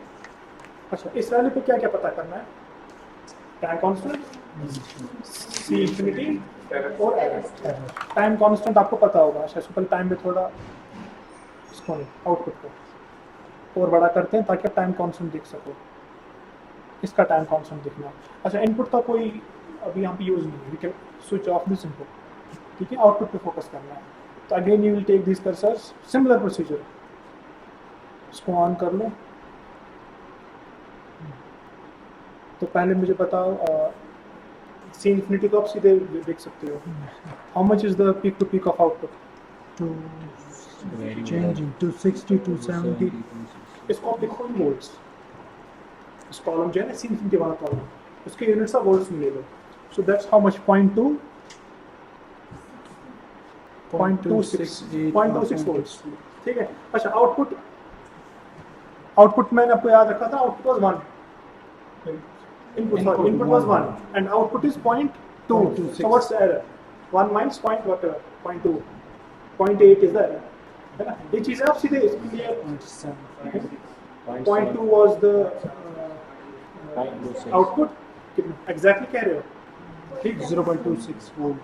0.26 is the what output and what's the error, 0.74. 0.74 is the error. अब आपको जो मेजर करना है दैट्स द टाइम कांस्टेंट। तो निकालो 63% of your output. What's the output, 0.2, 0.26. 0.26 का 63% ले लो। 0.63 and 0.26. 0.163, 0.163, so The 0.1638 to 163 millivolts. Number of divisions. अच्छा, 3, 4, 5 almost. इसमें आप एक काम कर सकते हो, इसमें भी फिल्टर लगा सकते हो, इससे थोड़ा शार्प हो जाएगा ताकि आप रीडिंग देख सकें, ठीक है। 4.9 blocks. And I can do one more thing, इसमें मैं इसको ले रहा हूँ नीचे या ऊपर, नीचे ही ठीक है। नीचे से बराबर है। इसको आप अरेंज करो किसी Yes, लेवल sir. के साथ, फिर वैल्यू देखो 3, 4.4. कितने ब्लॉक्स की हाइट है। 1 2 3 4 ब्लॉक्स तो हो गए। And how many divisions can you count? 3 almost. 2 divisions, 2. So 4 blocks and 2 division. कितने divisions? 22 divisions. 22 divisions corresponds to 0.2 volts. So how much is one division? आप फॉलो कर रहे हो मैं क्या कह रहा हूँ? जैसे लास्ट टाइम किया था वैसे ही करना। Sir 14 division 0.26 volts. 1. मुझे बता कितने डिविजन्स आ गए? सर 92 का देखेंगे सीधे 36% वो आते हैं 14 डिवीजन 13.862 एंड आप कह रहे हो कि 14 डिविजन जाना चाहिए। 14 डिविजन Sir, 0.16. इसको हाँ इसको एक नंबर में ले लो। 14 कह रहे हो, 14 डिविजन्स। 14 डिविजन ये तो हो गया 5 10 एंड 15। इससे एक स्टेप सर कम ये कर्सर पे जाना है, in measure mode right now. Cursor पे जाना है तो पहला ओरिजिन पे लिखो कितना आपकी कितना आ रहा है? 13.8. 13.8 टेक 14 डिविजन, क्योंकि 13.8 लेना काफी डिफिकल्ट है। 14 डिविजन हो गए 2 ब्लॉक्स, सर यहाँ पे लीजिए हो गए 10 और 4 divisions are the third block. तो 2 ब्लॉक्स हो गए 10 और तीसरे के 4 थोड़ा सा पीछे नहीं नहीं वो आगे आगे आगे आगे टाइम में Estimation. और जूम कर सकते हो। That's the advantage. Cursor wait sir और पीछे लीजिए इसको यहाँ ले लेते हैं। Yes, sir. It's कितना लेना है? सर आगे कर्सर 2 को आगे आगे सर आगे 13 की 14 This side 14. 14 सर और सर और हाँ ये सही है After that, कितना टाइम कांस्टेंट आ गया? 640 delta microseconds 640 microseconds. इसको मिली सेकंड्स में लिखो। 0.64. 0.64. 0.64 milliseconds. This ये जो रीडिंग हमने ली, this was for k equal to 0.02. Now I will increase the k.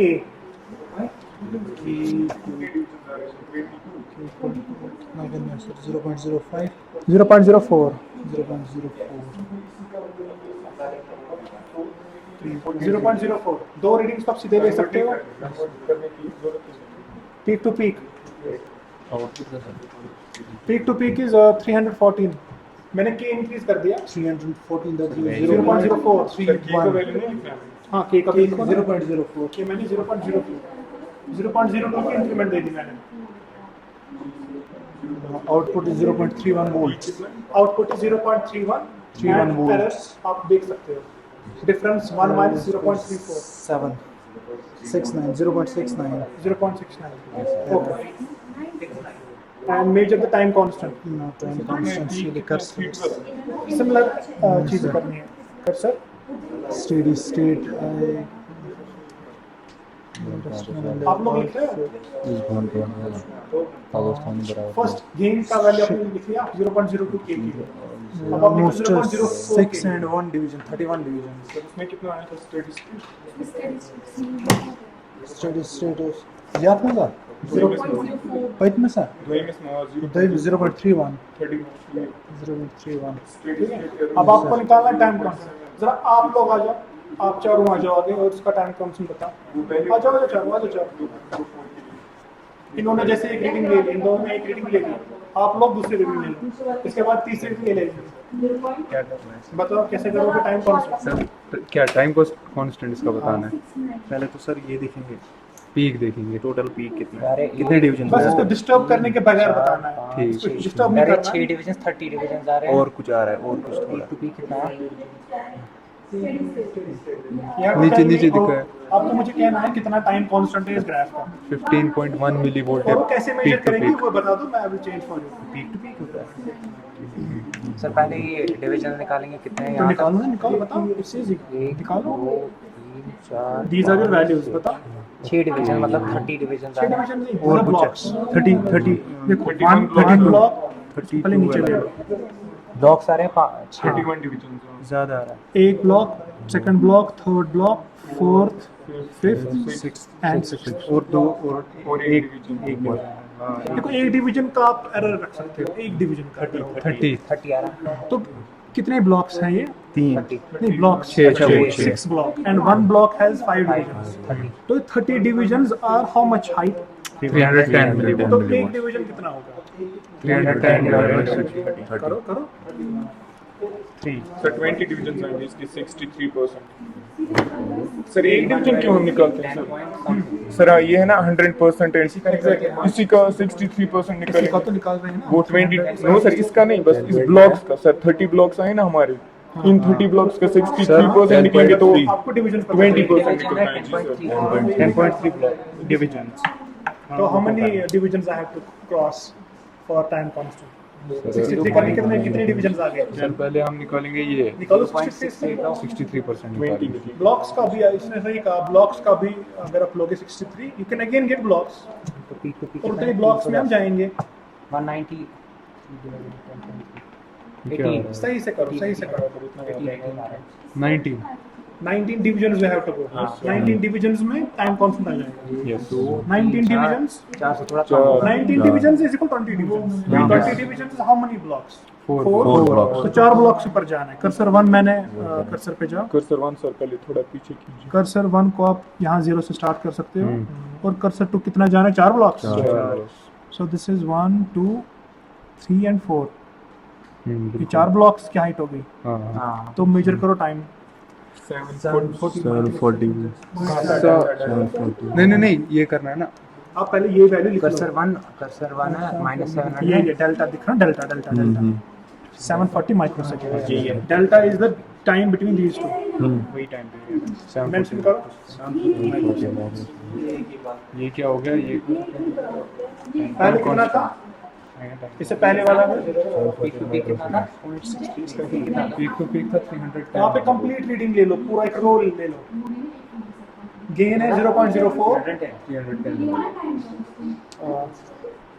और ये करना आप कैसे लिख रहे हो? ये टेबल में लिखना है ना, टेबल फॉर्मेट में लिखना है। आप लिख रहे हो एज टेबल वैल्यूज। लिखा। हाँ टेबल में लिखो तो टेबल में समझ में आएगा। टेबल में ताकि कंपेयर कर सको पुराने वैल्यू से। हाँ पहले पुराने वैल्यूज क्या थे? हाँ सही। अब लिखो फॉर के 0.04 इनके लिए लिखो वैल्यूज। प्रॉपरली टेबल बनाना है। ऐसे ही आप वैल्यूज लिख रहे हो। कितना टाइम कांस्टेंट? 740 इससे पहले कितना था? 0.6 मिली।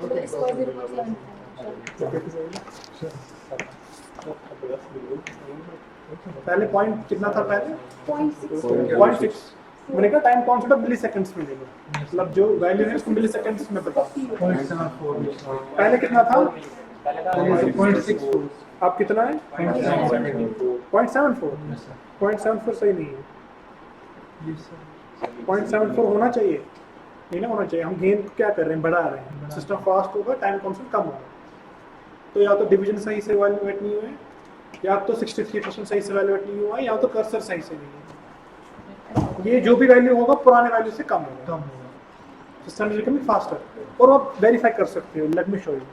देखो सिस्टम फास्ट हो रहा है, पीक टू पीक बढ़ रहा है, वो छोड़ दो। सिस्टम फास्ट हो रहा है तो स्लोप कम हो रही है, तो आपका राइज सॉरी टाउ कम होना चाहिए, क्योंकि जितना मैं गेन बढ़ा रहा हूँ देखिए फास्ट हो रहा है, फॉर दिस स्लोप बढ़ रही है ना। तो फिर से मेजर कर लो। मैं वापस के ले रहा हूँ 0.04 0.02 0.04 इनपुट 1 में इसको आप ऊपर लोगे पहले कहाँ कर्सर में मेजर टू मेजर। इसको आप ऊपर ले सकते हो ताकि पता चले कहाँ पे है ये। इसको टाइम में लेफ्ट ले लो, कर्सर्स में जाओ। अच्छा ये पीक टू पीक वैल्यू कितना था? ये देखो वही 6 आपने कितना लिया था? 0.31 इनमें बोला था। कोई बात नहीं, फ्लक्चुएट होगा। इतना एरर है। फ्लक्चुएट अगर होगा अप टू 1 डेसिमल प्लेस ले लो या 2 डेसिमल प्लेसेस ले लो। 0.3 होगा इसका। 63 देखो प्रॉपर्ली, और ये 63% और 0.33 0.31 into 0.63 0.33 का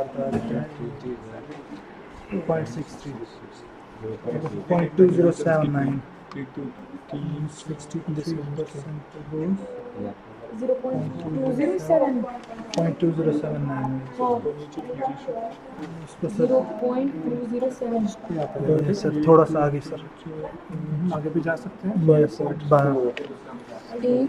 2, 1 2 3 4 5 5.4 और डिविजन्स 24 डिविजन्स टोटल इसको टाइम में अगर आप वो जूम करोगे प्रॉपरली इस कर्व को देख पाओगे जितना आप जूम करोगे you will feel more confident about the values ये almost 460 24 आ रहा है 0.4 24 हम हाफ कम आ रहा है sir 1, 2, 0.46 to mention 0.46 0.46 milliseconds this is for key 0.04 now I'm increasing again key let's say 0.06 2 4 6 ले लेते हैं 1 minus 0.06 अच्छा मैंने यहीं से टाइम कांस्टेंट फिर से ले लो क्योंकि सारा सेट करके है ना मैंने बस गेन को इंक्रीज किया यहीं से टाइम कांस्टेंट कम हुआ होगा इंक्रीज हो गया. सर वो कीजिए नहीं हाँ मेजर से आप इसको ऊपर ले सकते हो अब ठीक है अरे वो इंक्रीज हो गया ना. यहाँ पर चेंज करना है ना यहाँ से डिवीजन नंबर आप डिवीजन डिविजन्स पे कोई चेंज नहीं हुआ मैंने क्योंकि यहाँ पे इन दोनों ऑप्स के साथ कुछ नहीं किया तो वोल्ट्स पर डिवीजन सेम होगा मैंने बस गेन इंक्रीज किया बस शेप चेंज हो गई ग्राफ की ब्लॉक्स का वैल्यू अभी भी वही है कर्सर शिफ्ट अब आपको बस देखना है कि peak to peak value measure कर लो पहले 394 पहले peak to peak 0.39. Sir 5 division 25 तक पीक होगा 0.06 वाली. आप लोग टेबल तो पहले बना ही नहीं रहे हो देखो आपने भी रफली ऐसे लिखा है टेबल कहाँ है तो टेबल में वैल्यूज डाल रहे हो सर ये जब तक आप टेबल में वैल्यू डालोगे तो कैसे पता चलेगा क्या हो रहा है इसका किसी ने 63% प्रॉपर्ली पूरा टेबल बनाया अभी दो मिनट में तो आप देखो सर ये है मैंने बनाया है थोड़ी. हाँ ये तो अभी कुछ ठीक है 0.26 या ये पागल कर रहा है 0.20 63% सीधे हम वैल्यू कर रहे हैं ये 3.9 है ये 3.9 है नहीं 039 अरे नहीं 63% हुआ था इसका डिवीजन. ये तो 63 नहीं है ना ये नहीं तो आप सीधे यहाँ से भी है ये ठीक है 0.39 वहाँ पे हाँ तो अब कितना है ये ना 39 ये पुराना वाला है ये ना. पुराना है ये अब है 0.39 नाउ इट्स 0.39 इसको क्या इस वैल्यू के लिए इट्स 0.39 टेक 0.4 ये 0.4 ले लो और आपको ट्रेंड पता होना चाहिए कि क्या होना चाहिए बढ़ना चाहिए आपको ये वैल्यूज बढ़नी चाहिए if this is 0.26 this is 0.4 यहाँ पे कहीं के बीच में होगा 3 something 0.3 शायद ये ठीक है 0.31 तो अभी 0.4 बुनियाद कदर क्या चाहिए सिमिलरली ये बड़ा नहीं है 1 बराबर ये बढ़कर शिफ्ट यागो अब यागो आपको बस ये time ये comes- कर्सर वन कर वो कर्सर टू ना चाहिए 0.64. इसके बाद कम हो गया अब एक्सपेक्टेड है इससे कम होना चाहिए अब ये लोग लेंगे रीडिंग फॉर टाइम कांस्टेंट 0.4. इसका टेबल सही है आप यहाँ से वैल्यू ले थोड़ा सकते हो बहुत ठीक है, 0.4 नो नो नो इसका होना चाहिए डिवीजन काउंट तो थोड़ा है ना हां थोड़ा ऑलमोस्ट सा शिफ्ट बहुत बहुत तीन रीडिंग्स हम लेंगे यू विल शिफ्ट नेक्स्ट और थोड़ा बहुत कम हो जाएगी 4 सब नीचे दे दिया था क्या करना है मुझे वर्टिकल पोजीशन थोड़ा सा ऊपर बढ़ाना है ब्लॉक के ऊपर सर ताकि सर फिर डिविजन्स ये नीचे ले लो यस सर ये सर डिवीजन. ये और सर थोड़ा सा आगे आगे पीछे वर्टिकल आगे सर आगे अपनी तरफ यहाँ ना थोड़ा सा ये सब अच्छा टुवर्ड्स दिस Yes, sir. ये कह रहे हो बस ये कह रहे हो ये कह रहे हो यस सर तो निकालो इसका time constant cursor is already available आपके पास 8% 25 आता है कुछ 7 और वहाँ पर 9 है पुराने हैं जो. सर ने बोला 8 लो हाँ राउंड ऑफ एक डिवीजन का राउंड ऑफ ले सकते हो और वन डिवीजन तो काफी कम 21 करेंगे एक डिवीजन की आप रीडिंग ले सकते हो राउंड ऑफ 1 2 3 4 5 5 Now अब हमारे 0.54 कर्सर्स पे और मुझे बताओ कि कितना time constant this is your cursor 1 sir इतना ही यहाँ इतना ही था 5 पे यस इतना 0.5 फॉर ये इससे कम आ आना सकते हैं या नहीं आ सकते? 0.5 नहीं आ सकता क्योंकि उससे हाँ कम इससे कम आना आना चाहिए। एक्सपेक्टेड है कि फिर क्यों? 0.4 से 0.4 कम, से कम आना चाहिए। या तो डिवीजन सही से नहीं हो रहा है। नो सर, ठीक डिवीजन।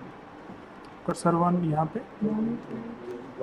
ये आपने देखा इसका 63% सर ये टोटल 40 डिवीजन है, Okay. उनका 60% 25 आता है। ओके तो 25 डिविजन्स। जी तो पहले 5 ब्लॉक्स चलो आप। 25 बाएं तक। ये 0.46 सर यहाँ पे थोड़ा सा आगे कुछ 0.42, इससे पहले कितना था? 0.46। तो ठीक तो है। पर सर यहाँ पे ज़्यादा हाँ चेंज हुआ आने दो डिक्रीजिंग ट्रेंड। इसमें 2-3 एरर्स इन्वॉल्व है। देखने के एरर, मेजर करने का एरर, माइक्रो सेकंड्स में। माइक्रो सेकंड्स में अगर 2 डिविजन्स बढ़ रहे हैं तो सेकंड्स में वो कोई उसका इफेक्ट ही नहीं है। तो 3 रीडिंग सब क्या की? 3 रीडिंग्स के 0.02, के 0.04, के 0.06। ठीक है। Now we shift second order system. हम और रीडिंग और ले सकते हो, but once we close this video उसके बाद हम फिर और ले सकते हो। We will move to second order system. क्या ट्रांसफर फंक्शन बनानी है? तो ध्यान रहे सेकंड ऑर्डर सिस्टम में कैलकुलेशन ज्यादा है। कैलकुलेशन ज्यादा है, आपको कैलकुलेटर रेडी रखना है क्योंकि राइज टाइम, पीक टाइम सब कुछ मेजर करना है। लॉन आपको निकालना है फॉर मैक्सिमम वर्क। ठीक है। तो सेकंड ऑर्डर सिस्टम बनाते हैं। फर्स्ट ऑफ ऑल जो ये कौन कौन सा ब्लॉक सर है? एक K2 to K3 करना है। K3 वाला जो के तो है K3 वाला ज्वाइन करना है। के तो है, बाकी से K2 भी है ही। Just have to insert K3 block. तो ये जा रहा था K1 और सर, K2 K1 का टाइम बाहर। कांस्टेंट सेम है। K1 एंड K2 का K1 का टाइम कांस्टेंट तो है ही नहीं, ये तो K1 बेस है। और सर मैं बोल रहा हूँ K2 और K3 का K2 और K3 का सिमिलर ब्लॉक फिर वही आएगा। ये करना है। into 5 क्यों किया सर आपने? कौन सा 5? यहाँ ये पे सर नीचे into 5 अच्छा ये ऊपर आप लगाना है। दिस इज 5 टाइम्स द, ये एम्पलीफाई कर लेता है। आप नॉर्मल ले लो एंड इसको आप ऑटो प्रेस करो क्योंकि हमने सर्किट्स में चेंज की। जूम इन जूम आउट का। क्या नाम है? अच्छा अभी आप कह रहे थे ये एम्पलीफायर का लेना है कि नहीं लेना है? Yes sir. हम दोनों कर सकते हैं।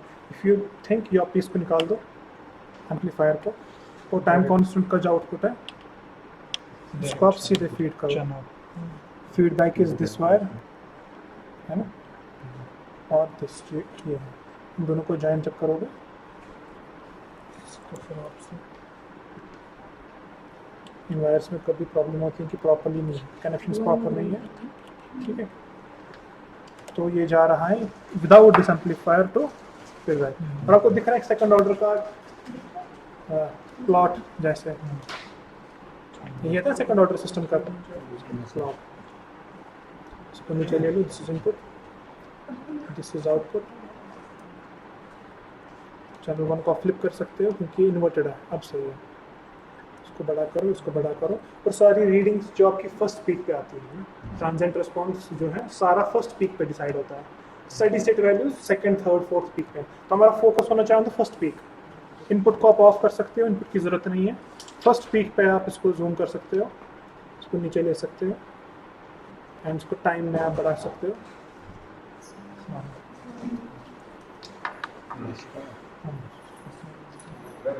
जी सर। सर ये तो कर रहे हैं, पता नहीं जो ऑनलाइन देख रहे हैं जिनके लिए बना रहे हैं वीडियो, उनका क्या रिस्पॉन्स है? हाँ लाइव स्ट्रीमिंग नहीं कर रहे हो? नहीं, हम रिकॉर्ड कर रहे हैं। उन्होंने कहा था ग्रुप में रिकॉर्ड बेटर रहेगा। रिपोर्ट्स लाई है इन्होंने? रिपोर्ट्स कुछ ने लाई हैं तो अभी कह रहे हैं नेक्स्ट लेवल लाएंगे। आज क्यों नहीं लाई अपने साथ? रिपोर्ट किसने नहीं लाई? रिपीटेडली आप लोगों को कहा था कि रिपोर्ट्स हमें चाहिए, एडिटर में रिपोर्ट्स की उनके नाम दे देना ठीक है। ऑनलाइन में भी जिन्होंने ऑनलाइन में ठीक है। रिपोर्ट्स आपको लानी है, ठीक है। या नेक्स्ट वीक में मैं आपको क्लासरूम पे कल या परसों का टाइम देता था, ठीक है। उस पर आप दोनों एक्सपेरिमेंट्स विद रीडिंग्स अपलोड करोगे, ठीक है। हाँ ये वाला भी, इसमें तो 2 टेबल्स मेंशन करना है। 2 टेबल्स जो आप आज लिख रहे हो ये मेंशन होनी चाहिए। ट्रांसफर थियरी ज़्यादा ज़रूरत नहीं है क्योंकि थ्योरी क्लास है। इक्वेशंस लिख लो, ट्रांसफर फंक्शन जो आ गई वो ब्लॉक लिख लो, और 2 टेबल्स की 3 रीडिंग इसकी 3 रीडिंग उसकी, कितना टाइम लगेगा? तो कुछ नहीं लगेगा टाइम। ये वाला फिर भी जो पैन है ये सब इसमें लिखना है मतलब उसमें आपको ऑसिलोस्कोप की फंक्शंस लिखने हैं, थोड़ा सा एक नोट बनाना ऑसिलोस्कोप अपने साइड से, हाउ टू यूज ऑसिलोस्कोप, थोड़ा सा थ्योरी लिख लो ऑसिलोस्कोप क्या जो और कुछ प्रैक्टिकल फाइल फंक्शन पड़ी थी उसकी फोटो ले सकते हैं। हाँ ले लो कोई बात उससे नहीं, ले लो प्रैक्टिकल फाइल्स से ले लो। PDF मेन एम है कि आप इन्वॉल्व हो जाओ, बस मेन एम वही है। हाँ? क्या चलो ये तो है चलो हम लग बेसिक लैब की एक दूसरे लैब की। इस लैब के आगे तो इसमें आपको क्या चाहिए? ऑसिलोस्कोप पे एक छोटा सा एक नोट लिखना है, क्योंकि वो आपको कहीं से मिल जाएगा, बेसिक सफर ऑसिलोस्कोप सर्च करोगे तो आ जाएगा। अच्छा ज़रा ले लो टेबल। अच्छा इसमें भी गेन को वैरी करके देखना है कि रीडिंग्स लेंगे and we will close this video. इसमें हम डिक्रीजिंग गेन लेंगे, पहले बड़ा गेन लेंगे फिर उसको कम करते जाएंगे। Mention the first value of की 10 व्हिच इज हियर 1। एक सेकंड पहले 0 कर लेते हैं। वेट ये रिसेट हो गया। Okay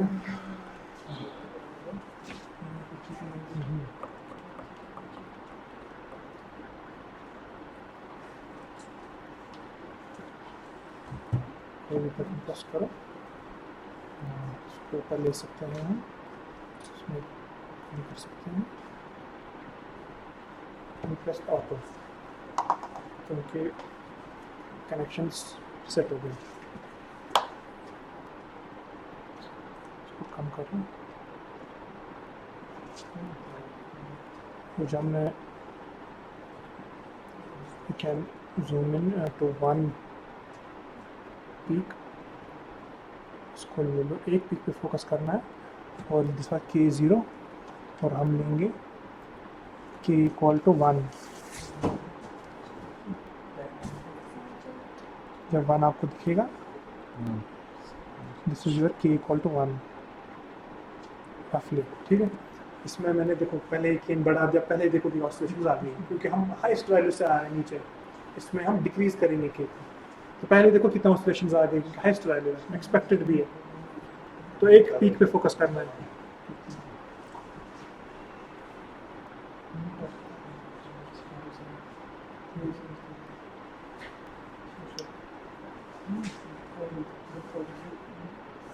You can do one thing, invert this,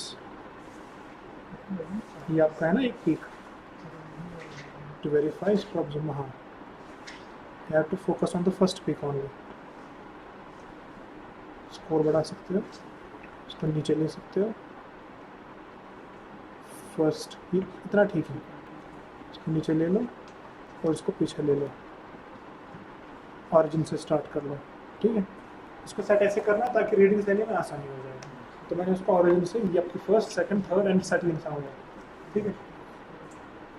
के ले लें 10, तो ले लो वैल्यूज़। अच्छा एक एडवांटेज यहाँ पे आपको ये मिलेगा कि राइज टाइम आपके स्ट्रेटली चेक कितना आ रहा है, और सारी चीज़ें माइक्रोसेकंड्स मिली सेकंड्स में ले लो। Rise time, peak time, settling time, peak और चीज पे क्या आ रहा है चैनल पे क्या आ रहा है। नहीं पीक आपको मैनुअली मेजर करना है, राइज टाइम आपको दिखा सकते हैं। 0.18 अच्छा, माइक्रो। peak फिर हमें स्टडी दे रहा है जब वो- पहले आप एक बात है, जो टाइम्स हैं उनको मिली सेकंड्स में ले लो, पीक को भी, राइज को भी, सेटलिंग को भी, पी वैल्यू सेटिंग में है। 0.18 तो यहाँ पे एडवांटेज क्या था, राइज टाइम आपको दिख रहा है पहले से ऑफ दिस ग्राफ, कितना आ रहा है 0.18 0.18 मेंशन करो, टेबल बनाओ प्रॉपर्ली, तो अगेंस्ट 10 लिखो आप 0.18 मिली सेकेंड्स, ठीक है। यहाँ पे आपका राइज टाइम। अब peak time is the time, ये भी कर्सर से कर लेंगे, कर्सर टाइम चैनल 2 एक ऑरिजिन पे रखेंगे। Peak time is the time to reach the first peak, this is your peak time, है ना।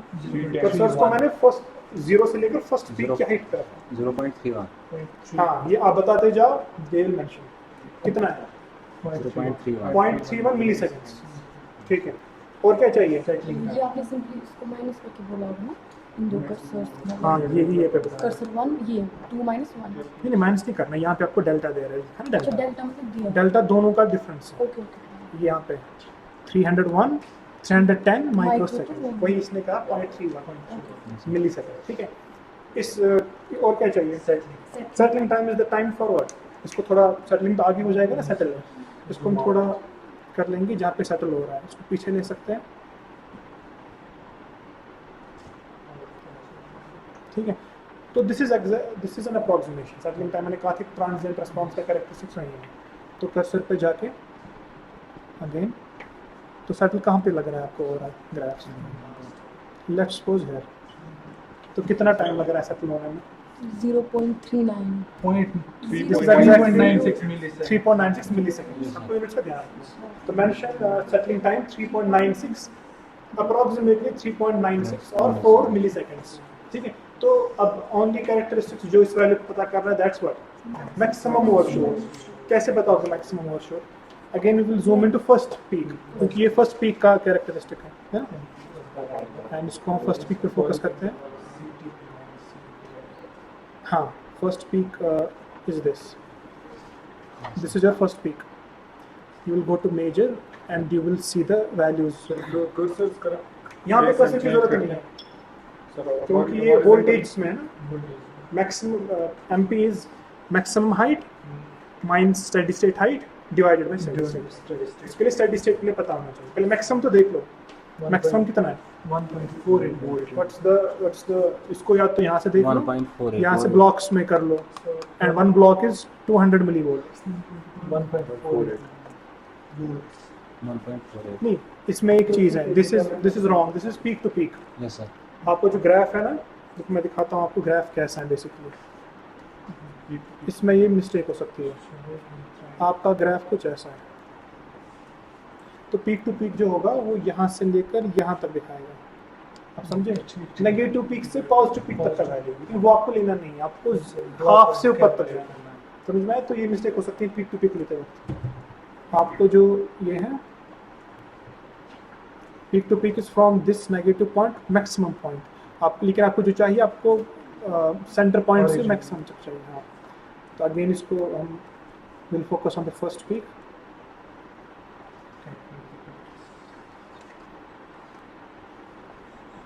ये है फर्स्ट पीक, इसको आप नीचे ले सकते हो या थोड़ा ज़्यादा हो गया। ये आपका फर्स्ट पीक है, तो यहाँ से रीडिंग लेनी है। तो ये डिवीजन से कर सकते हो, क्योंकि जो दिखाएं स्क्रीन पे आप देखो कितने ब्लॉक्स। मैं करता हूँ 1 2 3 4 5 6 7 7 या 7.1। अगर 0.1 मैंने कहा कि 0.1 का डिवीजन आ रहा है तो उसको इग्नोर कर सकते हो। 7.1 रफली 7 and one block is how much? 200 millivolts. 200 millivolts times 7 1.4 volt. 1.4 volt है this height minus the steady state. तो स्टेडी स्टेट देखना है आपको। You have to first check this steady state value.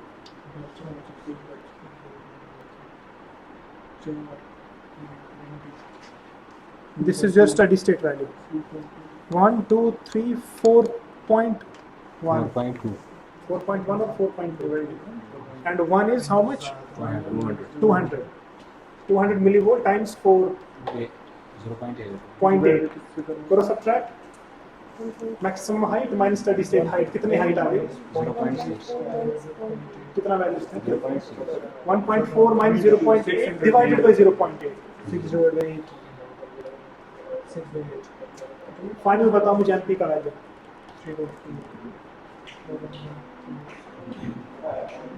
0.75. That will be your MP 0.75 यानी 75% है आपका overshoots। 0.75 और एक इंटरवल है 75% is the overshoot in the circuit। MP आ गया, TR, TP, TS आ गया, now zeta omega n। Find zeta। You have equation जो मैंने लिखी थी, under root ln of MP divided by pi square plus ln of MP whole square and pi is in radians। MP से percentage में लेना है कि नहीं 0.76 जो है वही लीजिए 0.76 जो भी है। तो इसका पहले ln ले लो, फिर ln का होल स्क्वायर ले लो। ln का होल स्क्वायर पहले ln टर्म आएगी, then do the whole square of ln, और वो टर्म फिर डिनोमिनेटर में भी आपकी यूज होगी। हाँ, तो नेक्स्ट टाइम कैलकुलेटर्स भी होनी चाहिए कि इसमें कैलकुलेशंस इन्वॉल्व है। कुछ होल स्क्वायर उसका square first you will do the ln then उसका स्क्वायर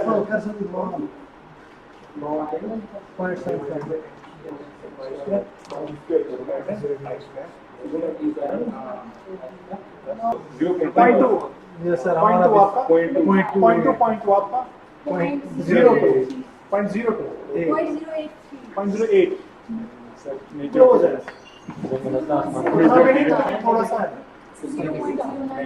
0.02 ये दो का सेम है 0.2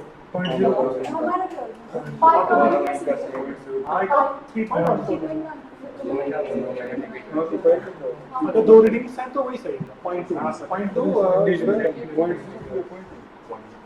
0.2 आप मेंशन करो बाकी कैलकुलेशन विद वेरीफाई आप वेरीफाई कर सकते हो डिफरेंस इसलिए होगा क्योंकि स्टार्टिंग एमपी फिर आप डिफरेंट ले रहे हो ठीक है कैलकुलेटर ओमेगा एन के इक्वल टू 10 पे वैल्यूज आगे सारे जो वैल्यूज आ रहे हैं मतलब दो का सेम है तो वही सेम है इसके वैल्यूज नॉट नेसेसरली ट्रू है जो आपके आ रहे हैं वही सही है लेकिन प्रॉपर्ली करना है ले लो के इक्वल टू 5 पे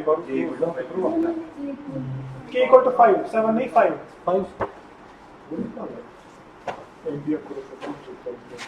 पहले राइस टाइम कितना था पहले कितना राइस टाइम था पहले तो 0.18 अब इंक्रीज होना चाहिए 0.26 हो गया अब राइस टाइम है 0.26 पहले था 0.18 नाउ इट्स 0.26 पीक टाइम ले लो पीक टाइम कर्सर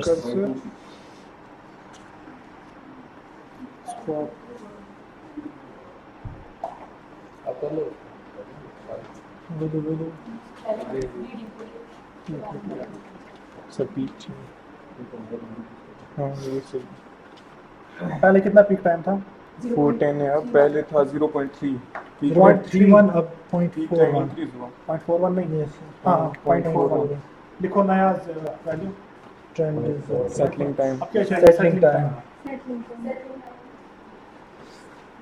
पहले कितना था सेटलिंग टाइम 3.96 near about 2.82 लिखो एक सेकंड सेटलिंग टाइम अभी ये सेम ही है अराउंड 4 4.04 सेटलिंग टाइम पे कट नहीं पड़ रहा है इफेक्ट ऑफ गेस केस में अच्छा और क्या चाहिए एमपी मोस्ट इंपॉर्टेंट टर्म है ना क्योंकि इसी से आपका देखो एमपी प्रॉपर्ली देखो कैलकुलेट दिस मैक्सिमम हाइट कोई एक देख लो 3 4 5 7 बराबर 7 times 1.4 7 minus 1.4 volt 7 times how much 200 1.4 1.4 the maximum height yes sir अब steady state height minus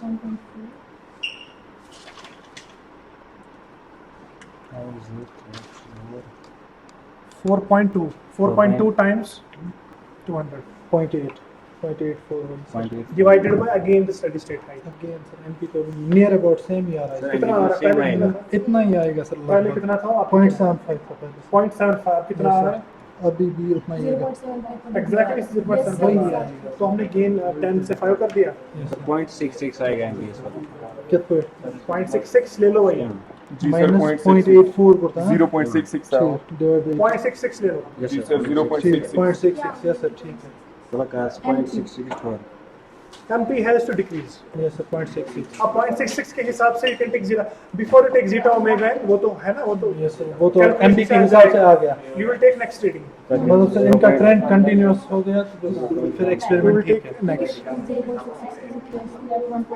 1.4 minus 0.84 divided by divided by 0.84 next gain is अभी कितना लिया था 10 5 अब 1 ले लो okay sir 1 देखो काफी पीक्स कम हो गए yes sir है ना अभी तक ऑसिलेशंस काफी थी अब बस एक पीक रह गई एक ठीक है ले लो rise time and this sir setup rise time तो आपको यहीं से पता चलेगा 0.7 0.7 so राइज टाइम बहुत बढ़ गया सर बहुत बढ़ गया 0.26 से 0.7 आप लोग नोट कर रहे हो वैल्यूज नहीं ये 0.6 में भी जा रहा है, मुझे लगता है 6 सर में। Near about 0.7 0.7 milliseconds. 0.698 आ रहा है 0.7 कितना है? Sir, 0.7 0.7 milliseconds. पीक टाइम ले लो कर्सर, फर्स्ट कर्सर गोज है कहाँ गया, and second cursor goes to first peak. This is your peak time. How much is peak time? peak time 1.08 milliseconds 1.02 milliseconds. yes sir तो आपका जो peak time है this should increase. yes sir increase हो रहा है हो गया increase. Now take settling time. आप लोग फॉलो कर रहे हो? Yes, sir. मैं अभी जीटा ओमेगा स्किप कर रहा हूँ क्योंकि कैलकुलेशन से आ जाएंगी. मेन है राइज टाइम, पीक टाइम है ना. तो सेटलिंग टाइम के लिए आप 0.7 और डिवीजन के लिए हमने किया 1.0 1 तीसरे डिवीजन के ये लिए के 1 था। हाँ, फिर सेटलिंग क्या है? 0.7 settling the सेटलिंग भी अराउंड सेम. सेटलिंग रहता है 4.4 near about 4 Near हाँ। 4 milliseconds. Settling time again 4 milliseconds. Now MP. इसके लिए आप फर्स्ट 4 पे ये 4 में ही था। वो calculate zeta you can calculate. 0.12 don't take these values. जो आप वैल्यूज ले रहे हो दैट वही सही है. एक सेकंड इसको आप यहाँ ले लो. इसको सर थोड़ा सा Wait, wait, एडजस्ट बिलो 4.4 नीचे या ऊपर Calculate एग्जैक्टली maximum. 5 है। 5 to 1 volt 0.25 होगा 5 times है easy है. 5 5 times 1 times volt 200 that's 1 0.25 volt. 1 1 volt volt minus. minus 4 Steady times state तो already है. 0.25 25% सर 4. This is हाँ तो ठीक यहाँ पे तो सही है ना. 25 का 4 5 minus 4. ये easy है. yes sir This is 5 blocks. This is 5 4 minus 4 by blocks. 4 divided by 4 1 by 4 will be 0.25 Is the 0.25 MP. तो तीन रीडिंग्स हमने ले ली 10, 5 and 1. मैं रिपीट कर रहा हूँ. ठीक है. You look at your tables. Look at your tables. 10, 5 and 1 पे आपकी केस है. तो मैं आपको ट्रेंड बता रहा हूँ. जो आपका राइज टाइम है that should increase. 0.18 0.26 increase हो रहा है। Your peak time should also increase. 0.31, 0.41, 1.0 आप रिपीट करते जाओ वैल्यूज. पीक टाइम की तीनों वैल्यूज बताओ. 0.31 0.41 1.0 Exactly. Settling time almost fixed हो रहा है. 444 near about MP should decrease 0.75 0.66 0.25 and zeta zeta वो तो we can calculate. जब ये ट्रेंड फॉलो होगा तो जीटा ओमेगा का भी ट्रेंड फॉलो होगा. आप लोगों को समझ में आया एक्सपेरिमेंट क्या था?